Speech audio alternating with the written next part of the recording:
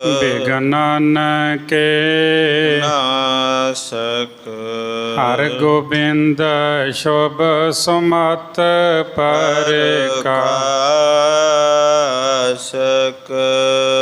ਸ਼੍ਰੀ ਹਰਿ ਰਾਇ ਨਮੋ ਕਰ ਜੋਰੀ ਨਮੋ ਕਰ ਜੋਰੀ ਸ਼੍ਰੀ ਹਰਿ ਕ੍ਰਿਸ਼ਨ ਮਨਾਏ ਬਹੋਰੀ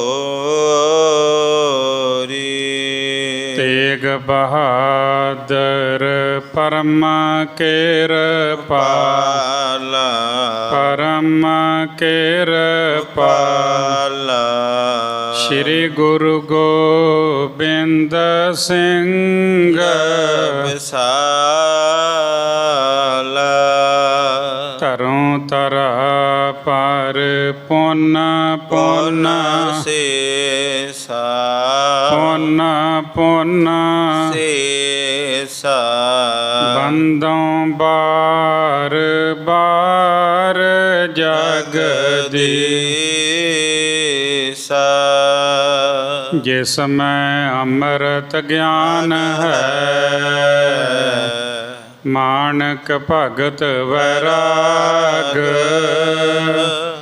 ਸ਼੍ਰੀ ਗੁਰੂ ਗ੍ਰੰਥ ਸਾਹਿਬ ਉਦਦ ਬੰਦੋਂ ਕਰ ਅਨੁਰਾਗ ਏਕ ਓੰਕਾਰ ਸਤਿਗੁਰੂ ਤੇ ਪ੍ਰਸਾਦ ਸੱਚ ਹੋਏ। ਵਾਹਿਗੁਰੂ ਜੀ ਕੀ ਫਤਿਹ। ਵਿਘਨ ਵਿਨਾਸ਼ਨ ਸੋਏ ਗੁਰੂ ਨਾਨਕ ਪੁਰਸ਼ੋਤਮੰ ਪਰਬ ਪਰਾਵਰ ਨਾਥ ਜੁਗਲ ਚਰਨ ਮਮ ਬੰਦਨਾ ਧਰ ਪਰ ਧਰ ਕਰ ਮਾਥ ਜੁਗਲ ਚਰਨ ਮਮ ਬੰਦਨਾ ਧਰ ਪਰ ਧਰ ਕਰ ਮਾਥ।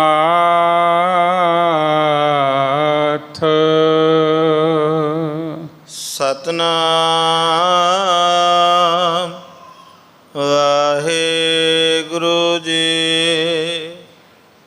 ਲੰਪਟ ਲੋਭ ਕੂਰ ਅਨੁਸਰਈ ਸੰਤ ਅਥਿਤ ਕੀ ਸੇਵਨਾ ਕਰਈ ਨਿਸ ਦਿਨ ਬਿਖਿਆਨ ਬਿਖੈ ਬਿਤਾਵਹਿ ਅੰਤਕ ਤੈ ਅੰਤਹ ਦੁਖ ਪਾਵਹਿ।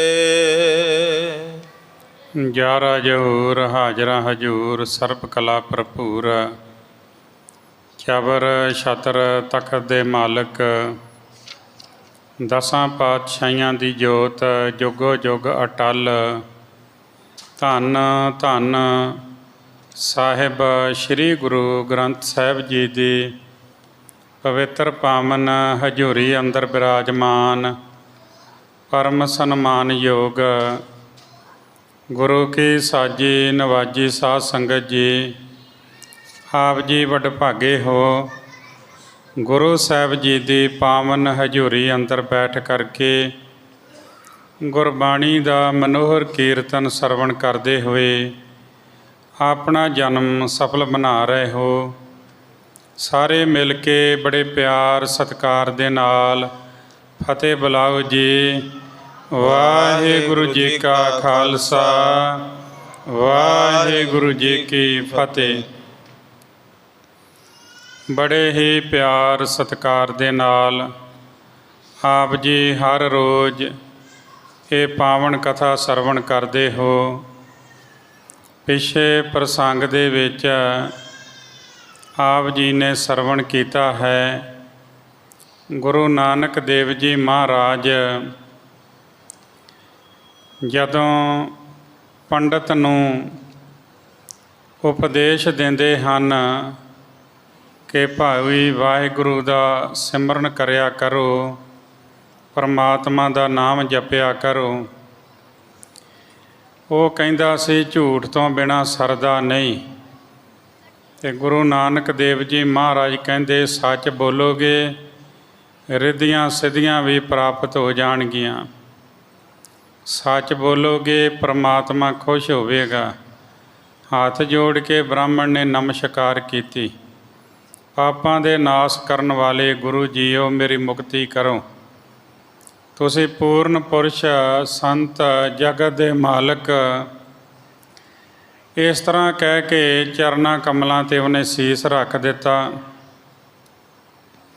ਗੁਰੂ ਨਾਨਕ ਦੇਵ ਜੀ ਮਹਾਰਾਜ ਜਦੋਂ ਦੇਖਦੇ ਨੇ ਕਿ ਅੰਦਰੋਂ ਨਿਰਮਲ ਹੋ ਗਿਆ ਹੈ, ਕਿ ਇਹਨੇ ਜਾਤ ਦਾ ਅਹੰਕਾਰ ਤਿਆਗ ਦਿੱਤਾ ਹੈ, ਹਿਰਦੇ ਵਿੱਚ ਗੁਰੂ ਚਰਨਾਂ ਦੀ ਪ੍ਰੀਤ ਲੱਗ ਗਈ। ਅਤੇ ਫਿਰ ਬ੍ਰਾਹਮਣ ਕਹਿੰਦਾ ਹੈ ਗੁਰੂ ਜੀ ਮੈਨੂੰ ਆਪਣਾ ਉਪਦੇਸ਼ ਦਿਓ, ਮੇਰੀ ਸ਼ਰਨ ਆਏ ਦੀ ਲਾਜ ਰੱਖੋ, ਮੈਂ ਤੁਹਾਡੀ ਸ਼ਰਨ ਵਿੱਚ ਹਾਂ। ਗੁਰੂ ਜੀ ਨੇ ਆਖਿਆ ਕਿ ਹੇ ਪੰਡਿਤ ਜੀ, ਧਨ ਦੀ ਪ੍ਰਾਪਤੀ ਤੁਹਾਨੂੰ ਹੋ ਗਈ, ਪਖੰਡ ਛੱਡ ਦਿਓ, ਪਰਮਾਤਮਾ ਦੇ ਨਾਮ ਦਾ ਸਿਮਰਨ ਕਰੋ, ਵਿਸ਼ੇ ਵਿਕਾਰ ਜਿਹੜੇ ਉਹ ਤਿਆਗ ਦਿਓ। ਗੁਰੂ ਸਾਹਿਬ ਜੀ ਇਸ ਬ੍ਰਾਹਮਣ ਨੂੰ ਨਿਹਾਲ ਕਰਕੇ ਫਿਰ ਅੱਗੇ ਚੱਲਦੇ ਨੇ, ਇੱਕ ਥਾਂ 'ਤੇ ਜਾ ਕੇ ਬੈਠਦੇ ਨੇ, ਇੱਕ ਨਗਰ ਵਿੱਚ ਜਾ ਕੇ ਬੈਠਦੇ ਨੇ। ਉੱਥੋਂ ਦੇ ਲੋਕ ਆ ਕੇ ਗੁਰੂ ਜੀ ਨੂੰ ਮਖੌਲ ਕਰਦੇ ਨੇ ਅਤੇ ਆਪ ਜੀ ਨੂੰ ਉਠਾ ਦਿੱਤਾ ਜਾਂਦਾ ਵਾ। ਫਿਰ ਦੂਜੀ ਜਗ੍ਹਾ 'ਤੇ ਬੈਠਦੇ, ਉੱਥੋਂ ਵੀ ਉਠਾ ਦਿੱਤਾ ਜਾਂਦਾ ਹੈ। ਸਤਿਗੁਰੂ ਜੀ ਕਹਿੰਦੇ ਵੀ ਇੱਥੇ ਵੱਸਦੇ ਰਹੋ। ਇਸ ਤਰ੍ਹਾਂ ਕਹਿ ਕੇ ਦੁੱਖਾਂ ਨੂੰ ਹਰਨ ਵਾਲੇ ਗੁਰੂ ਜੀ ਉੱਥੋਂ ਅੱਗੇ ਚਲੇ ਜਾਂਦੇ ਹਨ। ਅੱਗੇ ਫਿਰ ਇੱਕ ਪਿੰਡ ਆਉਂਦਾ ਹੈ, ਸੁੱਖਾਂ ਦੇ ਘਰ ਗੁਰੂ ਜੀ ਸ਼੍ਰੇਸ਼ਟ ਜਿਹੀ ਥਾਂ ਵੇਖ ਕੇ ਬੈਠ ਜਾਂਦੇ ਨੇ। ਲੋਕ ਆਉਂਦੇ ਨੇ, ਆ ਕੇ ਸੰਤ ਸਰੂਪ ਜਾਣ ਕੇ ਚਰਨ ਕਮਲਾਂ ਉੱਤੇ ਮੱਥਾ ਟੇਕਦੇ ਹਨ।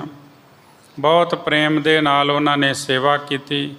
ਸੁੱਖਾਂ ਦੇ ਘਰ ਗੁਰੂ ਜੀ ਜਦੋਂ ਬੈਠ ਗਏ, ਉਹਨਾਂ ਨੇ ਸੇਵਾ ਕੀਤੀ, ਰਹਿਣ ਲਈ ਸੁੰਦਰ ਥਾਂ ਦਿੱਤਾ। ਗੁਰੂ ਨਾਨਕ ਦੇਵ ਜੀ ਮਹਾਰਾਜ ਕਹਿਣ ਲੱਗੇ ਇਹ ਸਾਰਾ ਪਿੰਡ ਉੱਜੜ ਜਾਏਗਾ, ਲੋਕ ਜਾ ਜਾ ਕੇ ਹੋਰ ਪਿੰਡਾਂ ਵਿੱਚ ਵਸ ਜਾਣਗੇ, ਇੱਥੋਂ ਸਾਰਿਆਂ ਦਾ ਵਾਸਾ ਨਾਸ ਹੋ ਜਾਵੇਗਾ, ਇੱਥੇ ਇਹਨਾਂ ਵਿੱਚੋਂ ਕੋਈ ਵਸਦਾ ਨਹੀਂ ਰਹੇਗਾ। ਇਸ ਪ੍ਰਕਾਰ ਦੇ ਬਚਨ ਸੁਣ ਕੇ ਭਾਈ ਮਰਦਾਨਾ ਜੀ ਕਹਿੰਦੇ ਨੇ ਸਤਿਗੁਰੂ ਕਿ ਦੇਖੋ ਉਹਨਾਂ ਲੋਕਾਂ ਨੇ ਸਾਨੂੰ ਬੈਠਣ ਵੀ ਨਹੀਂ ਦਿੱਤਾ, ਅਤੇ ਉੱਥੇ ਤੁਸੀਂ ਇਹ ਬਚਨ ਕਿਹਾ ਵੀ ਵਸਦੇ ਰਹੋ, ਅਤੇ ਫਿਰ ਜਿਹੜੀ ਥਾਂ 'ਤੇ ਲੋਕਾਂ ਨੇ ਸਾਡੀ ਸੇਵਾ ਕੀਤੀ ਉਹਨਾਂ ਨੂੰ ਤੁਸੀਂ ਬਚਨ ਕੀਤਾ ਵੀ ਉੱਜੜ ਜਾਓ। ਤੁਹਾਡਾ ਇਹ ਕੀ ਢੰਗ ਤਰੀਕਾ ਵਾ, ਮੇਰੀ ਤਾਂ ਸਮਝ ਨਹੀਂ ਆਇਆ।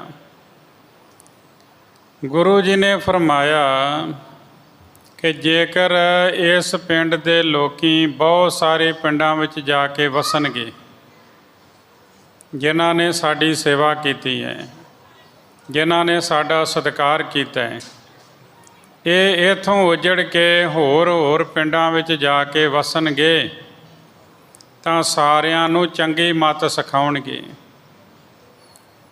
ਅਤੇ ਧਰਮ ਸੋਹਣਾ ਵਧੇਗਾ। ਇਸ ਵਾਸਤੇ ਅਸੀਂ ਇਹਨਾਂ ਨੂੰ ਆਖਿਆ ਤੁਸੀਂ ਉੱਜੜ ਜਾਓ। ਅਤੇ ਉਹ ਜਿਹੜੇ ਪਹਿਲੇ ਪਿੰਡ ਵਾਲੇ ਲੋਕੀ ਸਨ ਉਹ ਹੋਰਨਾਂ ਪਿੰਡਾਂ ਵਿੱਚ ਜਾਣਗੇ ਅਤੇ ਭੈੜੀ ਮਾਤੀ ਫੈਲਾਉਣਗੇ।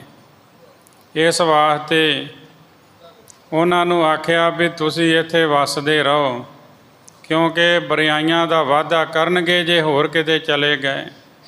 ਆਪ ਤਾਂ ਵਿਗੜੇ ਹੋਏ ਨੇ, ਪਰੰਤੂ ਦੂਜਿਆਂ ਨੂੰ ਵੀ ਵਿਗਾੜਨਗੇ, ਪਰ ਲੋਕ ਦੇ ਸੁੱਖਾਂ ਦਾ ਮੁੱਢ ਹੀ ਪੁੱਟ ਦੇਣਗੇ। ਗੁਰੂ ਸਾਹਿਬ ਜੀ ਨੇ ਇਸ ਤਰ੍ਹਾਂ ਉਪਦੇਸ਼ ਦਿੱਤਾ। ਅੱਗੇ ਕਵੀ ਸੰਤੋਖ ਸਿੰਘ ਜੀ ਚੂੜਾਮਣੀ ਲਿਖਦੇ ਨੇ, ਗੁਰੂ ਨੇ ਆਖਿਆ ਵੀ ਇਹ ਲੋਕ ਵਿਸ਼ੇ ਵਿਕਾਰਾਂ ਵਿੱਚ ਡੁੱਬੇ ਹੋਏ ਨੇ, ਜਿਨ੍ਹਾਂ ਨੇ ਸਾਨੂੰ ਪਿੰਡ ਵਿੱਚੋਂ ਕੱਢ ਦਿੱਤਾ, ਉਠਾ ਦਿੱਤਾ। ਲੋਭ ਅਤੇ ਝੂਠ ਦੇ ਅਨੁਸਾਰੀ ਹਨ, ਇਹ ਸੰਤਾਂ ਤੇ ਲੋੜਵੰਦਾਂ ਦੀ ਸੇਵਾ ਨਹੀਂ ਕਰਦੇ, ਦਿਨ ਰਾਤ ਵਿਸ਼ੇ ਵਿਕਾਰਾਂ ਵਿੱਚ ਰਹਿੰਦੇ ਨੇ। ਅੰਤ ਸਮੇਂ ਜਮਾਂ ਤੋਂ ਬਹੁਤ ਜ਼ਿਆਦਾ ਦੁੱਖ ਪਾਉਂਦੇ ਨੇ ਐਸੇ ਲੋਕ। ਤੇ ਭਾਈ ਮਰਦਾਨਾ ਕਹਿੰਦੇ ਜੇਕਰ ਆਪ ਨੂੰ ਭਾਵੇ ਤੇ ਉਹਨਾਂ ਲੋਕਾਂ ਦੀ ਵੀ ਮੁਕਤੀ ਕਰਵਾ ਸਕਦੇ ਹੋ। ਗੁਰੂ ਸਾਹਿਬ ਜੀ ਕਹਿਣ ਲੱਗੇ, ਰਾਗ ਮਲਾਰ ਚੌਪ ਦੇ ਮਹੱਲਾ ਪਹਿਲਾ, ਘਰ ਪਹਿਲਾ। ਮਲਾਰ ਰਾਗ ਦੀ ਆਰੰਭਤਾ ਤੇ ਗੁਰੂ ਸਾਹਿਬ ਨੇ ਪਹਿਲਾਂ ਪ੍ਰਮਾਤਮਾ ਨੂੰ ਯਾਦ ਕੀਤਾ। ਇੱਕ ਓੰਕਾਰ ਸਤਿਨਾਮ ਕਰਤਾ ਪੁਰਖ ਨਿਰਭਉ ਨਿਰਵੈਰ ਅਕਾਲ ਮੂਰਤ ਅਜੂਨੀ ਸੈ ਭੰ ਗੁਰ ਪ੍ਰਸਾਦ। ਇਹਦਾ ਭਾਵ ਹੈ ਕਿ ਅਕਾਲ ਪੁਰਖ ਇੱਕ ਹੈ, ਜਿਹਦਾ ਨਾਮ ਸੱਚਾ ਹੈ, ਸ੍ਰਿਸ਼ਟੀ ਦਾ ਉਹ ਕਰਨਹਾਰ ਹੈ ਤੇ ਸਭ ਦੇ ਵਿੱਚ ਵਿਆਪਕ ਹੈ।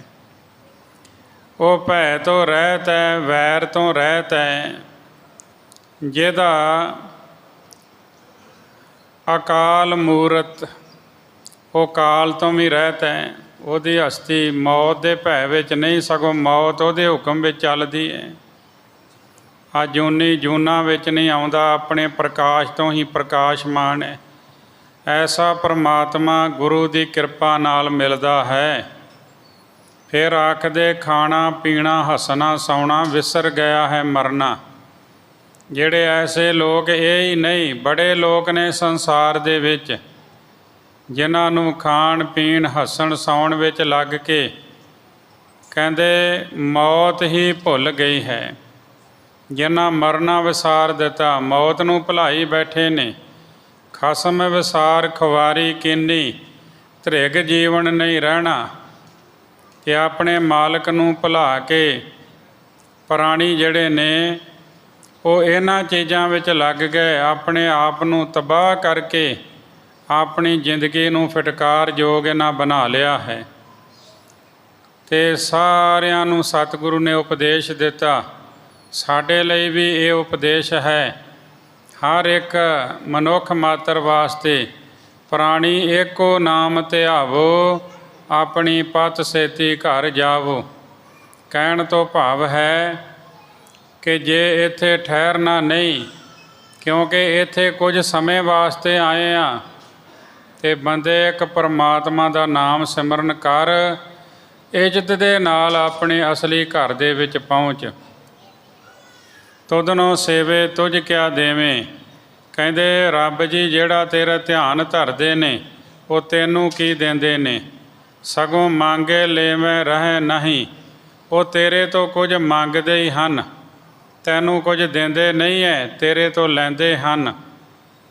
ਇਸ ਵਾਸਤੇ ਸਾਹਿਬ ਜੀ ਕਹਿੰਦੇ ਤੂੰ ਦਾਤਾ ਜੀਆਂ ਸਭਨਾ ਕਾ, ਜੀਆਂ ਅੰਦਰ ਜੀਓ ਤੂੰ ਹੀ।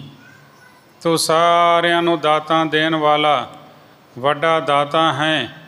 ਤੂੰ ਜੀਵਾਂ ਦੀ ਜਿੰਦ ਜਾਨ ਹੈ। ਤੂੰ ਜੀਵਾਂ ਦੇ ਅੰਦਰ ਬੈਠਾ ਹੋਇਆ ਹੈ। ਕਹਿੰਦੇ ਜਿਹੜੇ ਪਰਮਾਤਮਾ ਨੂੰ ਸਿਮਰਦੇ ਹਨ ਉਹ ਜੀਵ ਚੰਗੇ ਹਨ। ਗੁਰਮੁਖ ਧਿਆਵੇਂ ਸੇ ਅੰਮ੍ਰਿਤ ਪਾਵੇਂ, ਸੇਈ ਸੋਚੇ ਹੋਈ। ਕਹਿੰਦੇ ਜਿਹੜੇ ਗੁਰੂ ਦੀ ਸ਼ਰਨ ਪੈ ਕੇ ਪਰਮਾਤਮਾ ਨੂੰ ਸਿਮਰਦੇ ਨੇ ਉਹ ਅੰਮ੍ਰਿਤ ਪ੍ਰਾਪਤ ਕਰ ਲੈਂਦੇ ਨੇ, ਉਹੀ ਪਵਿੱਤਰ ਹੁੰਦੇ ਨੇ। ਐਨਸ ਨਾਮ ਜਪੋ ਰੇ ਪ੍ਰਾਣੀ, ਮੈਲੇ ਹੱਛੇ ਹੋਹੀ। ਇਸ ਵਾਸਤੇ ਹੈ ਜੀਵ ਦਿਨ ਰਾਤ ਪਰਮਾਤਮਾ ਦਾ ਨਾਮ ਜਪ। ਇਹਦੇ ਨਾਲ ਜਿਹੜੇ ਮੰਦੇ ਹਨ ਉਹ ਵੀ ਪਵਿੱਤਰ ਹੋ ਜਾਂਦੇ ਨੇ। ਜਿਹੀ ਰੁੱਤ ਕਾਇਆ ਸੁਖ ਤੇਹਾ, ਤੇਹੂ ਜਿਹੀ ਦੇਈ। ਜਿਹੋ ਜਿਹੀ ਰੁੱਤ ਹੁੰਦੀ ਹੈ ਉਹੋ ਜਿਹਾ ਸਰੀਰ ਨੂੰ ਸੁੱਖ ਮਿਲਦਾ ਹੈ। ਅਤੇ ਸਰੀਰ ਵੀ ਰੁੱਤ ਦੇ ਅਨੁਸਾਰ ਆਪਣੇ ਆਪ ਨੂੰ ਢਾਲ ਲੈਂਦਾ ਹੈ। ਕਈ ਵਾਰੀ ਜਦੋਂ ਮੌਸਮ ਬਦਲਦਾ ਹੈ ਅਤੇ ਉਸ ਵੇਲੇ ਇਹ ਸਰੀਰ ਸਹਿਣ ਨਹੀਂ ਕਰਦਾ। ਕਈ ਵਾਰੀ ਆਪਾਂ ਕਈਆਂ ਨੂੰ ਕਹਿੰਦੇ ਸੁਣਿਆ ਵੀ ਸਰੀਰ ਦੇ ਵਿੱਚ ਦਰਦ ਬੜੀ ਹੈ, ਜਾਂ ਕਈਆਂ ਨੂੰ ਖੰਘ ਜ਼ੁਕਾਮ ਆਦਿ ਲੱਗ ਗਿਆ, ਪਰ ਥੋੜ੍ਹਾ ਸਮਾਂ ਬੀਤਦਾ ਹੈ, ਉਸੇ ਮੌਸਮ ਵਿੱਚ ਰਹਿੰਦੇ ਹੋਏ ਉਹ ਚੰਗੇ ਭਲੇ ਹੋ ਜਾਂਦੇ ਨੇ। ਸਰੀਰ ਉਹਦੇ ਅਨੁਸਾਰ ਢਲ ਜਾਂਦਾ ਹੈ। ਨਾਨਕ ਰੁੱਤ ਸੁਹਾਵੀ ਸਾਈ, ਬਿਨ ਨਾਵੇ ਰੁੱਤ ਕਾਈ ਕਹੀ। ਕਹਿੰਦੇ ਉਹੀ ਰੁੱਤ ਚੰਗੀ ਹੈ ਜਿੱਥੇ ਪਰਮਾਤਮਾ ਨੂੰ ਸਿਮਰਿਆ ਜਾਵੇ।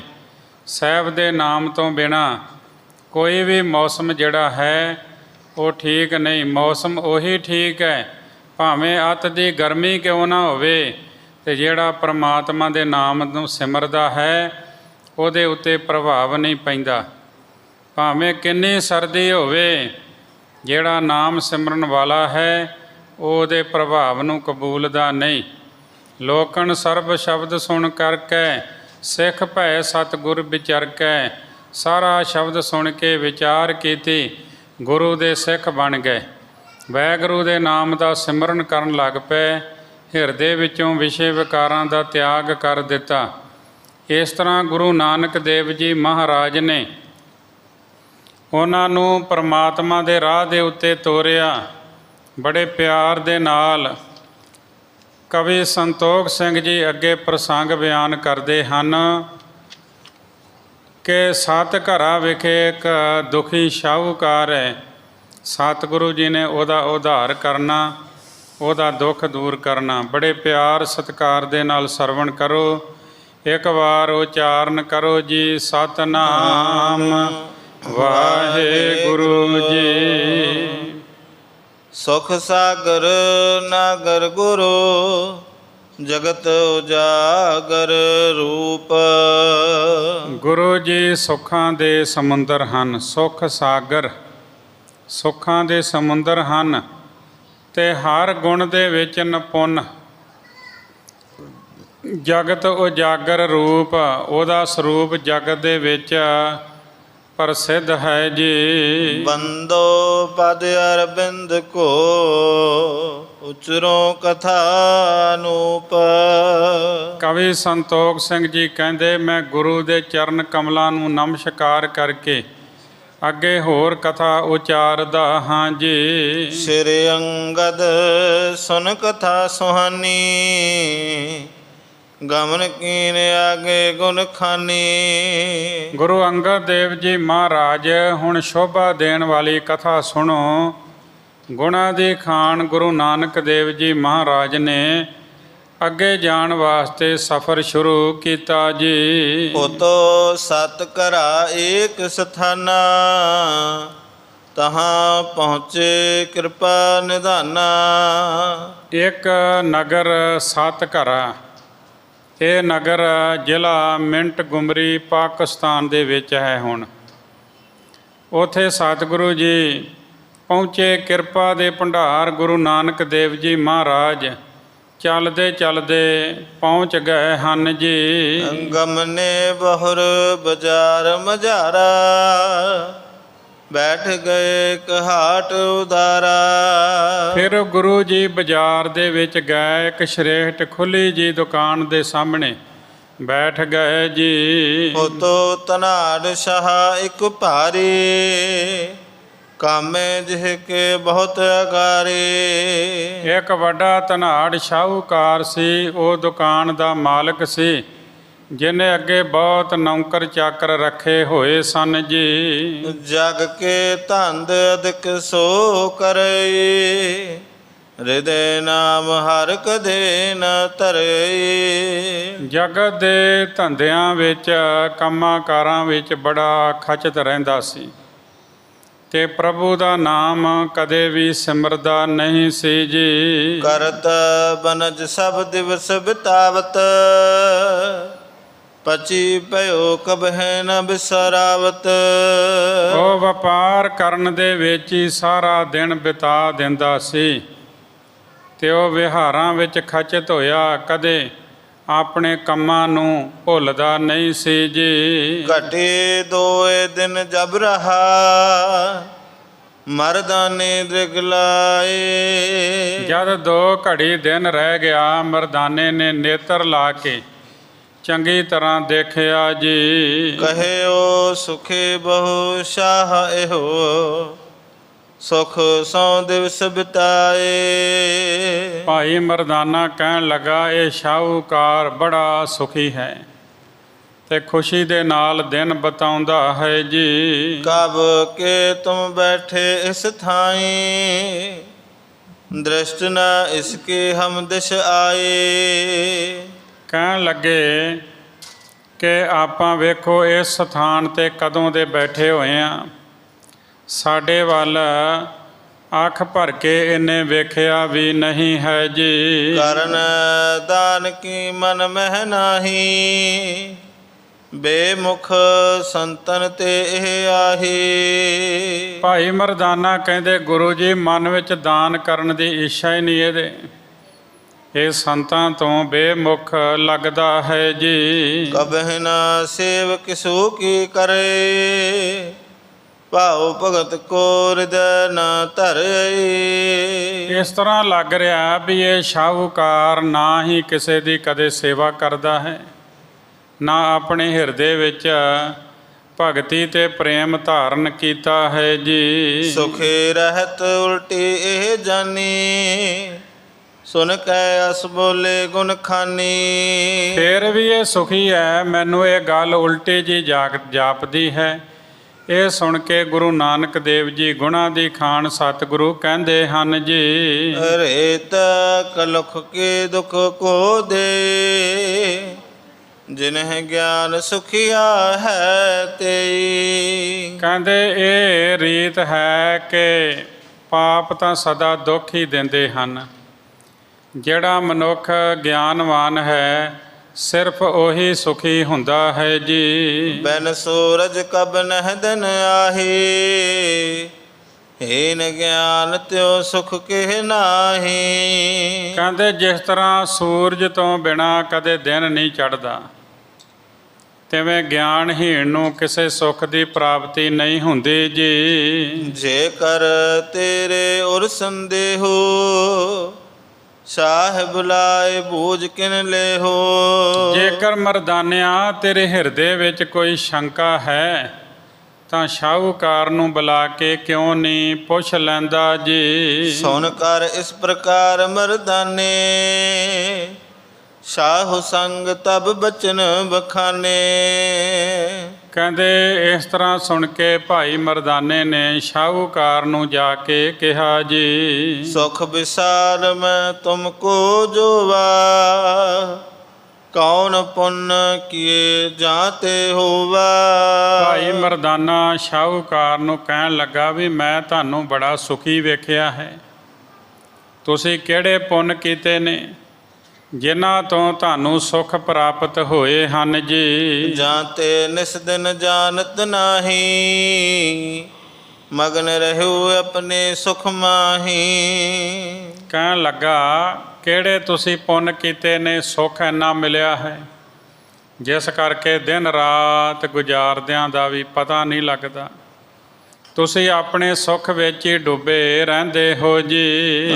ਲੱਖ ਦਰਵੇਸ਼ ਬੇਸ਼ ਮਨ ਮਾਹੀ, ਬੋਲਿਓ ਸ਼ਾ ਅਧਿਕ ਦੁਖ ਜਾਹੇ। ਸ਼ਾਹੂਕਾਰ ਨੇ ਮਨ ਵਿੱਚ ਜਾਣ ਲਿਆ ਮਰਦਾਨੇ ਦੇ ਵੇਸ ਤੋਂ ਵੀ ਇਹ ਕੋਈ ਫਕੀਰੀ ਵੇਸ ਵਾਲਾ ਕੋਈ ਰੱਬ ਦਾ ਪਿਆਰਾ ਹੈ, ਤੇ ਇਸ ਤਰ੍ਹਾਂ ਕਹਿੰਦਾ ਹੈ ਜੀ। ਸਰਬ ਜਗਤ ਮੈਂ ਹੈ ਮੋਹ ਸਮਾਨਾ, ਔਰ ਨਾ ਕੋ ਦੁਖੇ ਮਹਾਨਾ। ਉਹ ਸ਼ਾਹੂਕਾਰ ਕਹਿਣ ਲੱਗਾ ਕਿ ਭਾਈ ਕਿ ਮੇਰੇ ਵਰਗਾ ਸੰਸਾਰ ਦੇ ਵਿੱਚ ਹੋਰ ਕੋਈ ਦੁਖੀ ਨਹੀਂ ਹੋਵੇਗਾ ਜੀ। ਗੋਹਜ ਬਹੁਤ ਸੋ ਕਹਾਂ ਨ ਜਾਏ, ਕੈਸੇ ਤੁਮ ਢਿਗਦੇ ਹੋ ਬਤਾਏ।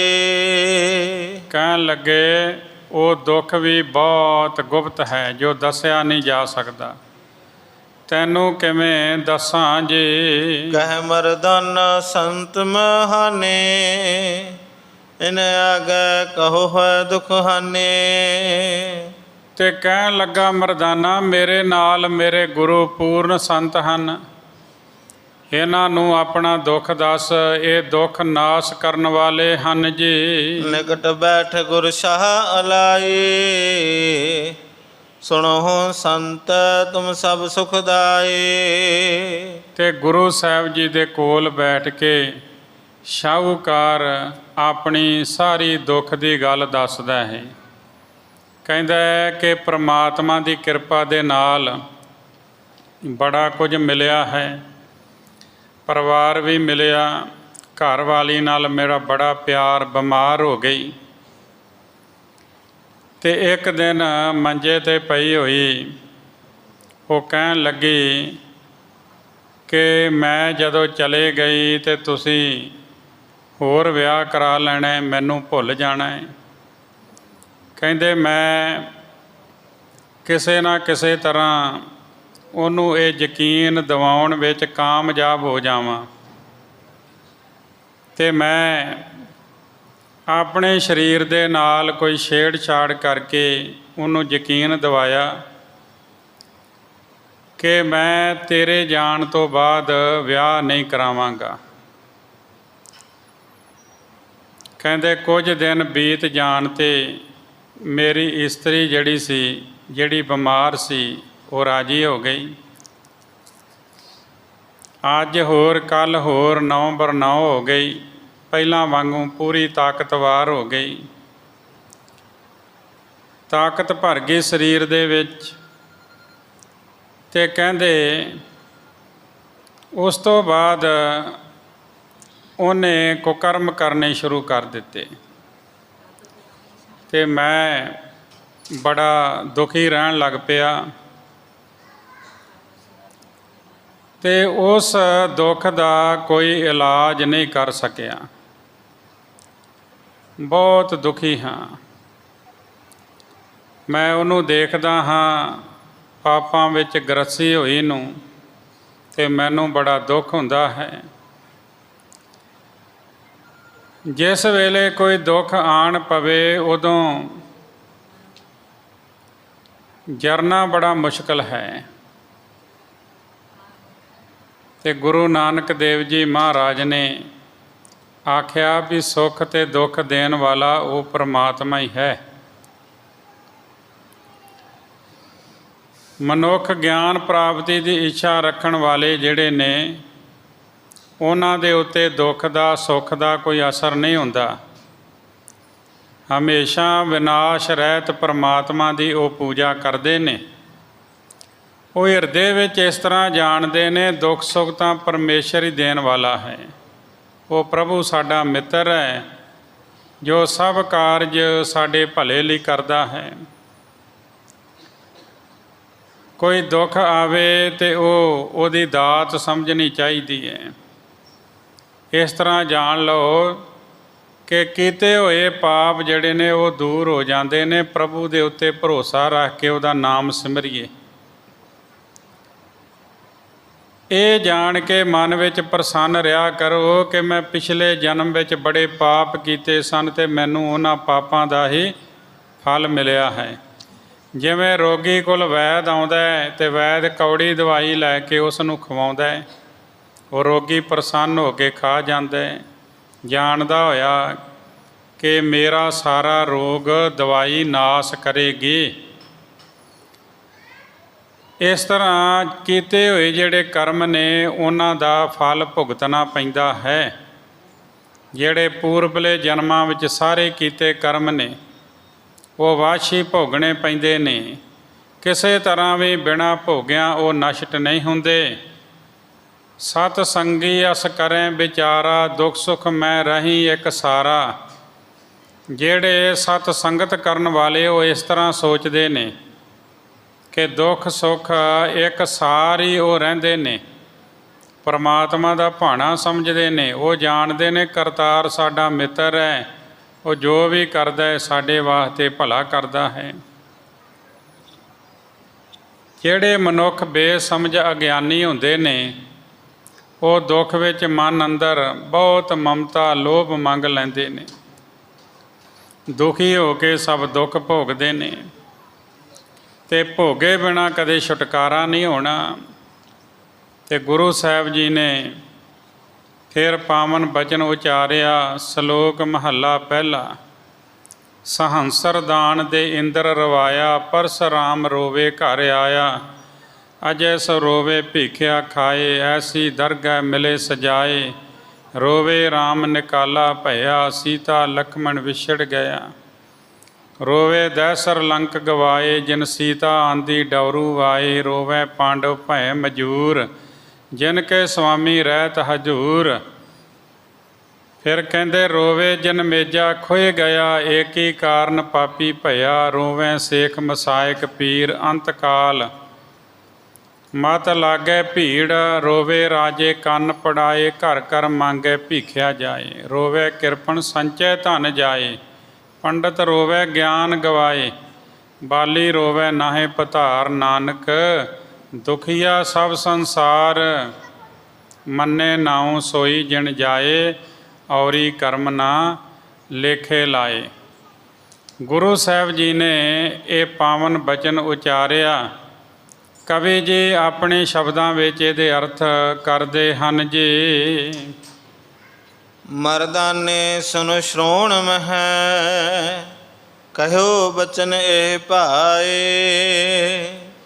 ਕਹਿੰਦੇ ਭਾਈ ਮਰਦਾਨੇ ਨੇ ਕੰਨੀ ਇਹ ਸ਼ਬਦ ਸੁਣਿਆ ਤੇ ਉਹਨੂੰ ਬੜਾ ਚੰਗਾ ਲੱਗਿਆ ਤੇ ਗੁਰੂ ਅੱਗੇ ਬੇਨਤੀ ਕੀਤੀ ਜੀ। ਸਰਬ ਸ਼ਬਦ ਕੋ ਅਰਥ ਅਬ ਦੀਜੈ, ਹਮੇ ਸੁਨਾਏ। ਕਹਿੰਦੇ ਸਰਬ ਸ਼ਬਦ ਕੋ ਅਰਥ ਅਬ ਦੀਜੈ ਹਮੇ ਸੁਨਾਏ। ਸਤਿਗੁਰੂ ਸਾਰੇ ਸ਼ਬਦ ਦੇ ਅਰਥ ਸਾਨੂੰ ਸੁਣਾ ਦਿਓ ਜੀ। ਸ਼੍ਰੀ ਨਾਨਕ ਤਬ ਅਰਥ ਬਖਾਨੇ, ਸਰਬ ਬ੍ਰਤੰਤ ਵਧਾਏ ਮਹਾਨੇ। ਗੁਰੂ ਨਾਨਕ ਦੇਵ ਜੀ ਮਹਾਰਾਜ ਨੇ ਫਿਰ ਅਰਥ ਦੱਸੇ। ਸਾਰਾ ਪ੍ਰਸੰਗ ਬਹੁਤ ਵਿਸਥਾਰ ਸਹਿਤ ਵਰਣਨ ਕੀਤਾ ਕਿ ਜੋ ਸੋ ਸਮੇਹ ਜਗ ਕਰਦਾ ਹੈ ਉਹ ਸਵਰਗ ਦਾ ਰਾਜਾ, ਭਾਵ ਉਹਨੂੰ ਇੰਦਰ ਦੀ ਪਦਵੀ ਪ੍ਰਾਪਤ ਹੁੰਦੀ ਹੈ। ਉਹ ਇੰਦਰ ਜਿਹੜਾ ਦੇਵਤਿਆਂ ਦੇ ਵਿੱਚ ਬੜਾ ਮਹਾਨ ਮੰਨਿਆ ਜਾਂਦਾ ਸੀ, ਤੇ ਇੱਕ ਵਾਰ ਸਹੰਸਰ ਦਾਨ ਦੇ ਇੰਦਰ ਰਵਾਇਆ। ਗੌਤਮ ਰਿਸ਼ੀ ਦੀ ਧਰਮ ਸਪਤਨੀ ਤੇ ਧੋਖੇ ਦੇ ਨਾਲ ਉਹਦਾ ਸਤ ਭੰਗ ਕੀਤਾ ਤੇ ਉਹਨੂੰ ਇਹ ਸ਼ਰਾਪ ਮਿਲਿਆ ਕਿ ਤੇਰੇ ਸਰੀਰ ਤੇ ਇਹ ਹਜ਼ਾਰਾਂ ਨਿਸ਼ਾਨ ਹੋਣਗੇ। ਗੌਤਮ ਤਪਾ ਅਹਿਲਿਆ ਇਸਤਰੀ ਤਿਸ ਦੇਖ ਇੰਦਰ ਲੋਭਾਇਆ। ਤੇ ਫਿਰ ਕੀ ਹੋਇਆ? ਸਹਿ ਸਰੀਰ ਚੈਨ ਭਾਗੂਏ ਤਾਂ ਮਨ ਪਛੋਤਾਇਆ। ਉਸ ਵੇਲੇ ਬੜਾ ਪਛਤਾਇਆ।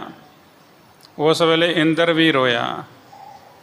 ਜਦੋਂ ਉਹਨੂੰ ਐਸਾ ਬਚਨ ਉਹਦੀ ਝੋਲੀ ਵਿੱਚ ਪੈ ਗਿਆ, ਉਸ ਵੇਲੇ ਰੋਇਆ। ਸਹੰਸਰ ਦਾਨ ਦੇ ਇੰਦਰ ਰਵਾਇਆ।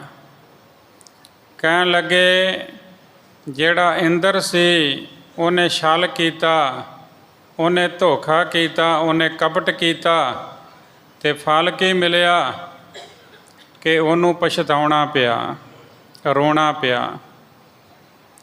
ਰੋਇਆ ਤੋਂ ਭਾਵ ਬੜਾ ਪਛਤਾਇਆ। ਉਹ ਰਿਖੀ ਹਰ ਵੇਲੇ ਪਛਤਾਤਾਪ ਦੇ ਵਿੱਚ ਡੁੱਬ ਗਿਆ। ਹੁਣ ਇੰਦਰ ਲੋਕ ਵਿੱਚ ਨਹੀਂ ਜਾ ਸਕਦਾ। ਪਾਣੀ ਦੇ ਵਿੱਚ ਜਿੱਥੇ ਸੰਘਣੇ ਕਮਲ ਦੇ ਬੂਟੇ ਸਨ ਉਹਨਾਂ ਦੇ ਵਿੱਚ ਉਹ ਲੁਕ ਗਿਆ। ਇਸ ਤਰ੍ਹਾਂ ਭਾਵੇਂ ਕੋਈ ਦੇਵਤਾ ਹੋਵੇ, ਜੇ ਕੋਈ ਕੁਕਰਮ ਕਰਦਾ ਹੈ, ਗਲਤੀ ਕਰਦਾ ਹੈ, ਉਹਨੂੰ ਵੀ ਉਹ ਫਲ ਭੋਗਣਾ ਪੈਂਦਾ। ਭੋਗਣ ਤੋਂ ਬਿਨਾਂ ਗਤੀ ਨਹੀਂ ਹੁੰਦੀ। ਇਹ ਗੱਲ ਉਹ ਸ਼ਾਹੂਕਾਰ ਨੂੰ ਗੁਰੂ ਨਾਨਕ ਦੇਵ ਜੀ ਮਹਾਰਾਜ ਸਮਝਾ ਰਹੇ ਹਨ। ਤੇ ਫਿਰ ਅੱਗੇ ਉਹਨਾਂ ਨੇ ਜਿਹੜਾ ਦੂਸਰਾ ਬਚਨ ਕੀਤਾ, ਪਰਸਰਾਮ ਰੋਵੇ ਘਰ ਆਇਆ। ਇਹ ਜੋ ਪਰਸਰਾਮ ਹੈ, ਇਹਦੇ ਵੀ ਜਦੋਂ ਤਾਕਤ ਖਿੱਚੀ ਗਈ, ਰਾਮ ਜੀ ਨੇ ਬਲ ਖਿੱਚ ਲਿਆ ਤੇ ਬਲਹੀਣ ਹੋ ਕੇ ਵਾਪਸ ਮੁੜਿਆ। ਇਹ ਵੀ ਭੁੱਬਾਂ ਮਾਰ ਕੇ ਰੋਇਆ ਹੈ। ਇਸ ਤਰ੍ਹਾਂ ਕਵੀ ਜੀ ਫਰਮਾਉਂਦੇ ਹਨ ਜੀ। ਸਹਸਰ ਬਾਹੋ ਭੂਪਤ ਇਕ ਭਇਓ, ਸਰਬ ਦਿਗਵਿਜੈ ਜਿਹੇ ਛਿਤ ਕਯੋ। ਸਹੰਸਰ ਬਾਹੂ ਇੱਕ ਰਾਜਾ, ਜਮਦਗਨ ਰਿਖੀ ਦਾ ਸਾਂਢੂ। ਹਜ਼ਾਰਾਂ ਬਾਹਾਂ ਵਾਲਾ ਸਹੰਸਰ ਬਾਹੂ ਤੋਂ ਭਾਵ ਹੈ ਬੜੀ ਵੱਡੀ ਫੌਜ ਦਾ ਮਾਲਕ। ਹਜ਼ਾਰਾਂ ਸਿਪਾਹੀ ਉਹਦੇ ਨਾਲ ਤੁਰਦੇ ਸਨ। ਜਦੋਂ ਉਹ ਤੁਰਦਾ ਸੀ, ਇੱਕ ਥਾਂ ਤੋਂ ਦੂਜੇ ਥਾਂ 'ਤੇ ਜਾਣਾ ਹੁੰਦਾ ਸੀ।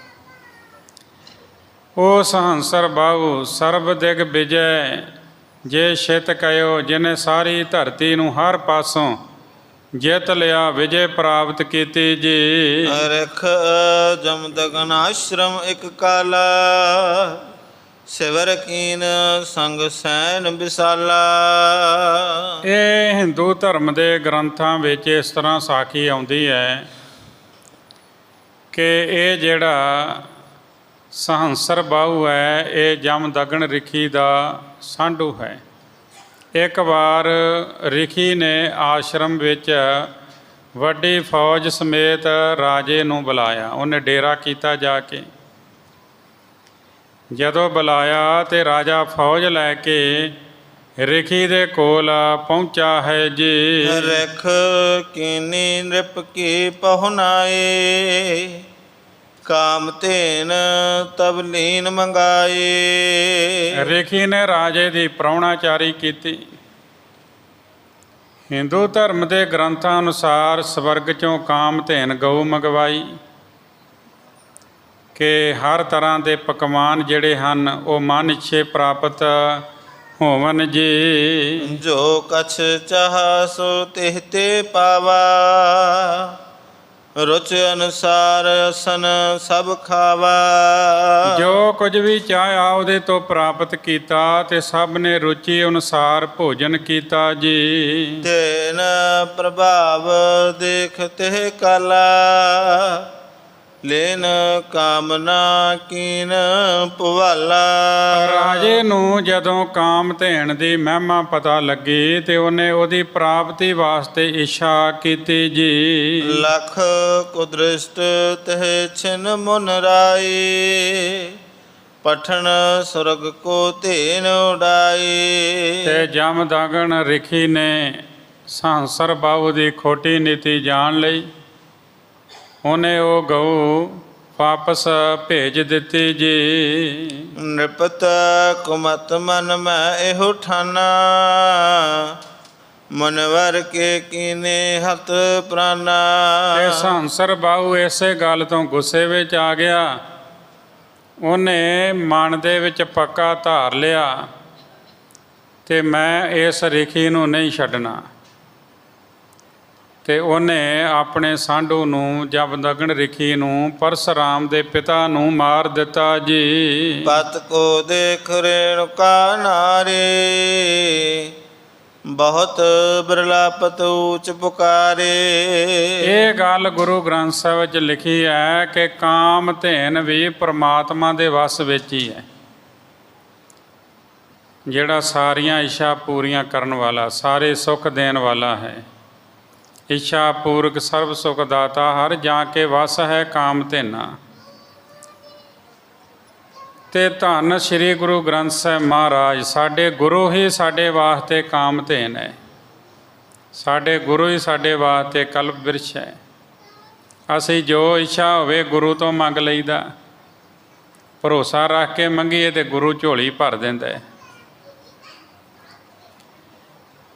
ਕਹਿੰਦੇ ਕਿ ਉਹ ਜਿਹੜਾ ਸਹੰਸਰ ਬਾਹੂ ਸੀ, ਉਹਨੇ ਰਿਸ਼ੀ ਨੂੰ ਮਾਰ ਦਿੱਤਾ। ਜਮਦਗਨ ਰਿਸ਼ੀ, ਉਹਦੀ ਧਰਮ ਸਪਤਨੀ ਜਿਹੜੀ ਸੀ ਉਹਦਾ ਨਾਂ ਸੀ ਰੇਣੁਕਾ। ਉਹ ਬਹੁਤ ਵਿਰਲਾਪ ਕਰਦੀ ਹੋਈ ਉੱਚੀ ਉੱਚੀ ਕੂਕ ਪੁਕਾਰ ਕਰਨ ਲੱਗੀ ਹੈ ਜੀ। ਸਪਤ ਤਿਹ ਥੜ ਹਨ ਕਰ ਦੇ, ਸੁਧ ਕੋ ਸਿਮਰ ਬੁਲਾਇਓ ਤੇ। ਉਹਨੇ 7 ਤਿਹਾਥੜੀਆਂ 21 ਦੁਹੱਥੜੇ ਆਪਣੇ ਸਰੀਰ ਦੇ ਉੱਤੇ ਮਾਰੇ। ਇਹ ਪਹਿਲਾਂ ਬੜਾ ਰਿਵਾਜ ਹੁੰਦਾ ਸੀ ਪਿੱਟ ਸਿਆਪਾ ਕਰਨਾ। ਗੁਰੂ ਦੀ ਕਿਰਪਾ ਨਾਲ ਪ੍ਰਚਾਰਕਾਂ ਨੇ ਪ੍ਰਚਾਰ ਕੀਤਾ ਤੇ ਹੁਣ ਲੋਕ ਕੁਝ ਆਪ ਪੜ੍ਹ ਲਿਖ ਕੇ ਸਿਆਣੇ ਹੋ ਗਏ ਨੇ, ਨਹੀਂ ਤੇ ਛਾਤੀ 'ਤੇ ਹੱਥ ਮਾਰਨੇ, ਗੱਲਾਂ ਉੱਤੇ ਹੱਥ ਮਾਰਨੇ, ਪੱਟਾਂ 'ਤੇ ਹੱਥ ਮਾਰਨੇ, ਬੀਬੀਆਂ ਨੇ ਉੱਚੀ ਉੱਚੀ ਧਾਹਾਂ ਮਾਰਨੀਆਂ। ਮੈਂ ਆਪਣੀਆਂ ਅੱਖਾਂ ਨਾਲ ਵੇਖਿਆ ਕਿਸੇ ਦੀ ਮੌਤ 'ਤੇ ਉਹਨਾਂ ਦੇ ਰਿਸ਼ਤੇਦਾਰ ਆਏ ਤੇ ਜਿਹੜੀਆਂ ਬੀਬੀਆਂ ਆਈਆਂ ਸਨ, ਮੈਂ ਕੋਲ ਖਲੋ ਕੇ ਅਚਾਨਕ ਮੇਰੀ ਨਿਗਾਹ ਪੈ ਗਈ ਉੱਧਰ। ਜਿਹੜੇ ਤਾਂ ਅਸਲੀ ਰਿਸ਼ਤੇਦਾਰ ਸਨ, ਜਿੱਦਾਂ ਹੁਣ ਕਿਸੇ ਦਾ ਕੋਈ ਦਮਾਦ ਹੋਵੇ ਜਾਂ ਕਿਸੇ ਦਾ ਹੋਰ ਰਿਸ਼ਤੇਦਾਰ ਹੋਵੇ, ਉਹ ਕੀ ਕਰਦੇ ਸਨ, ਆਸ ਪੜੋਸ 'ਚੋਂ ਬੀਬੀਆਂ ਨੂੰ ਇਕੱਠੀਆਂ ਕਰਕੇ ਟਰਾਲੀਆਂ ਭਰ ਭਰ ਲੈ ਜਾਂਦੇ ਸਨ ਵੀ ਉੱਥੇ ਜਾਣਾ ਜੀ, ਵਿਰਲਾਪ ਕਰਨਾ ਜਾ ਕੇ। ਅਤੇ ਜਿਹੜੀ ਅਸਲੀ ਰਿਸ਼ਤੇਦਾਰ ਹੁੰਦੀ ਸੀ, ਉਹ ਸੱਚਮੁੱਚ ਹੀ ਆਪਣੇ ਗੱਲਾਂ 'ਤੇ ਵੀ ਹੱਥ ਮਾਰਦੀ ਸੀ, ਛਾਤੀ 'ਤੇ, ਪੱਟਾਂ 'ਤੇ। ਪਰ ਜਿਹੜੀਆਂ ਦੂਜੀਆਂ ਸਨ, ਉਹ 4-4 ਉਂਗਲਾਂ ਦੂਰੋਂ ਹੀ ਇੱਦਾਂ ਹੱਥ ਲੈ ਜਾਂਦੀਆਂ ਸਨ। ਇਹ ਮੈਂ ਅੱਖਾਂ ਨਾਲ ਦੇਖਿਆ। ਕੋਈ ਕਿਸੇ ਨੂੰ ਕਿਸੇ ਦਾ ਦੁੱਖ ਨਹੀਂ ਹੈ, ਸਿਰਫ ਲੋਕ ਵਿਖਾਵਾ ਤੁਸੀਂ ਜਿੰਨਾ ਮਰਜ਼ੀ ਕਰ ਸਕਦੇ ਹੋ। ਭੈਣ ਭਰਾ ਨੂੰ ਦੁੱਖ ਹੋਏਗਾ, ਧੀਆਂ ਪੁੱਤਰਾਂ ਨੂੰ ਦੁੱਖ ਹੋਏਗਾ, ਮਾਂ ਪਿਓ ਨੂੰ ਦੁੱਖ ਹੋਏਗਾ, ਕੋਈ ਤੁਹਾਡਾ ਬਹੁਤਾ ਕਰੀਬੀ ਸੱਜਣ ਮਿੱਤਰ ਹੋਏਗਾ, ਉਹਨੂੰ ਦੁੱਖ ਹੋਏਗਾ, ਨਹੀਂ ਤਾਂ ਕਿਸੇ ਨੂੰ ਦੁੱਖ ਨਹੀਂ ਹੁੰਦਾ। ਹੁਣ ਇਹ ਦੇਖੋ, ਧਰਮ ਸਪਤਨੀ ਹੈ ਰਿਖੀ ਦੀ, ਉਹਨੂੰ ਤੇ ਦੁੱਖ ਹੈ ਹੀ। ਉਹ ਬੜਾ ਵਿਰਲਾਪ ਕਰਦੀ, ਆਪਣੇ ਪੁੱਤਰ ਪਰਸਰਾਮ ਨੂੰ ਉਹਨੇ ਯਾਦ ਕੀਤਾ। ਉਹ ਆਪਣੀ ਮਾਂ ਦੇ ਕੋਲ ਪਹੁੰਚ ਗਿਆ, ਦੇਖਿਆ ਕਿ ਮੇਰੇ ਪਿਤਾ ਦੀ ਮੌਤ ਹੋ ਗਈ ਹੈ, ਬੜਾ ਵਿਆਕੁਲ ਹੋਇਆ। ਕ੍ਰੋਧ ਵਿੱਚ ਆ ਕੇ ਉਹਨੇ ਬਚਨ ਕੀਤਾ ਵੀ 21 ਵਾਰ ਤੂੰ ਆਪਣੇ ਸਰੀਰ 'ਤੇ ਹੱਥ ਮਾਰ ਕੇ ਸਰੀਰ ਨੂੰ ਦੁੱਖ ਦਿੱਤਾ ਏ, ਸੱਚ ਜਾਣ ਲੈ, ਹੁਣ ਮੈਂ ਪ੍ਰਣ ਕਰਦਾ ਕਿ ਮੈਂ ਕਿਸੇ ਵੀ ਥਾਂ 'ਤੇ ਖੱਤਰੀ ਜਿਹੜੇ ਨੇ ਉਹਨਾਂ ਦਾ ਨਿਸ਼ਾਨ ਨਹੀਂ ਰਹਿਣ ਦੇਵਾਂਗਾ। ਮੈਂ ਇਸ ਧਰਤੀ 'ਤੇ 21 ਵਾਰ ਉਹਨਾਂ ਦਾ ਨਾਸ ਕਰਾਂਗਾ, 21 ਵਾਰ ਖੱਤਰੀਹੀਣ ਕਰਾਂਗਾ ਧਰਤੀ ਨੂੰ। ਮੈਂ ਬਹੁਤ ਤਾਕਤ ਲਾ ਕੇ ਜੰਗ ਕਰਾਂਗਾ।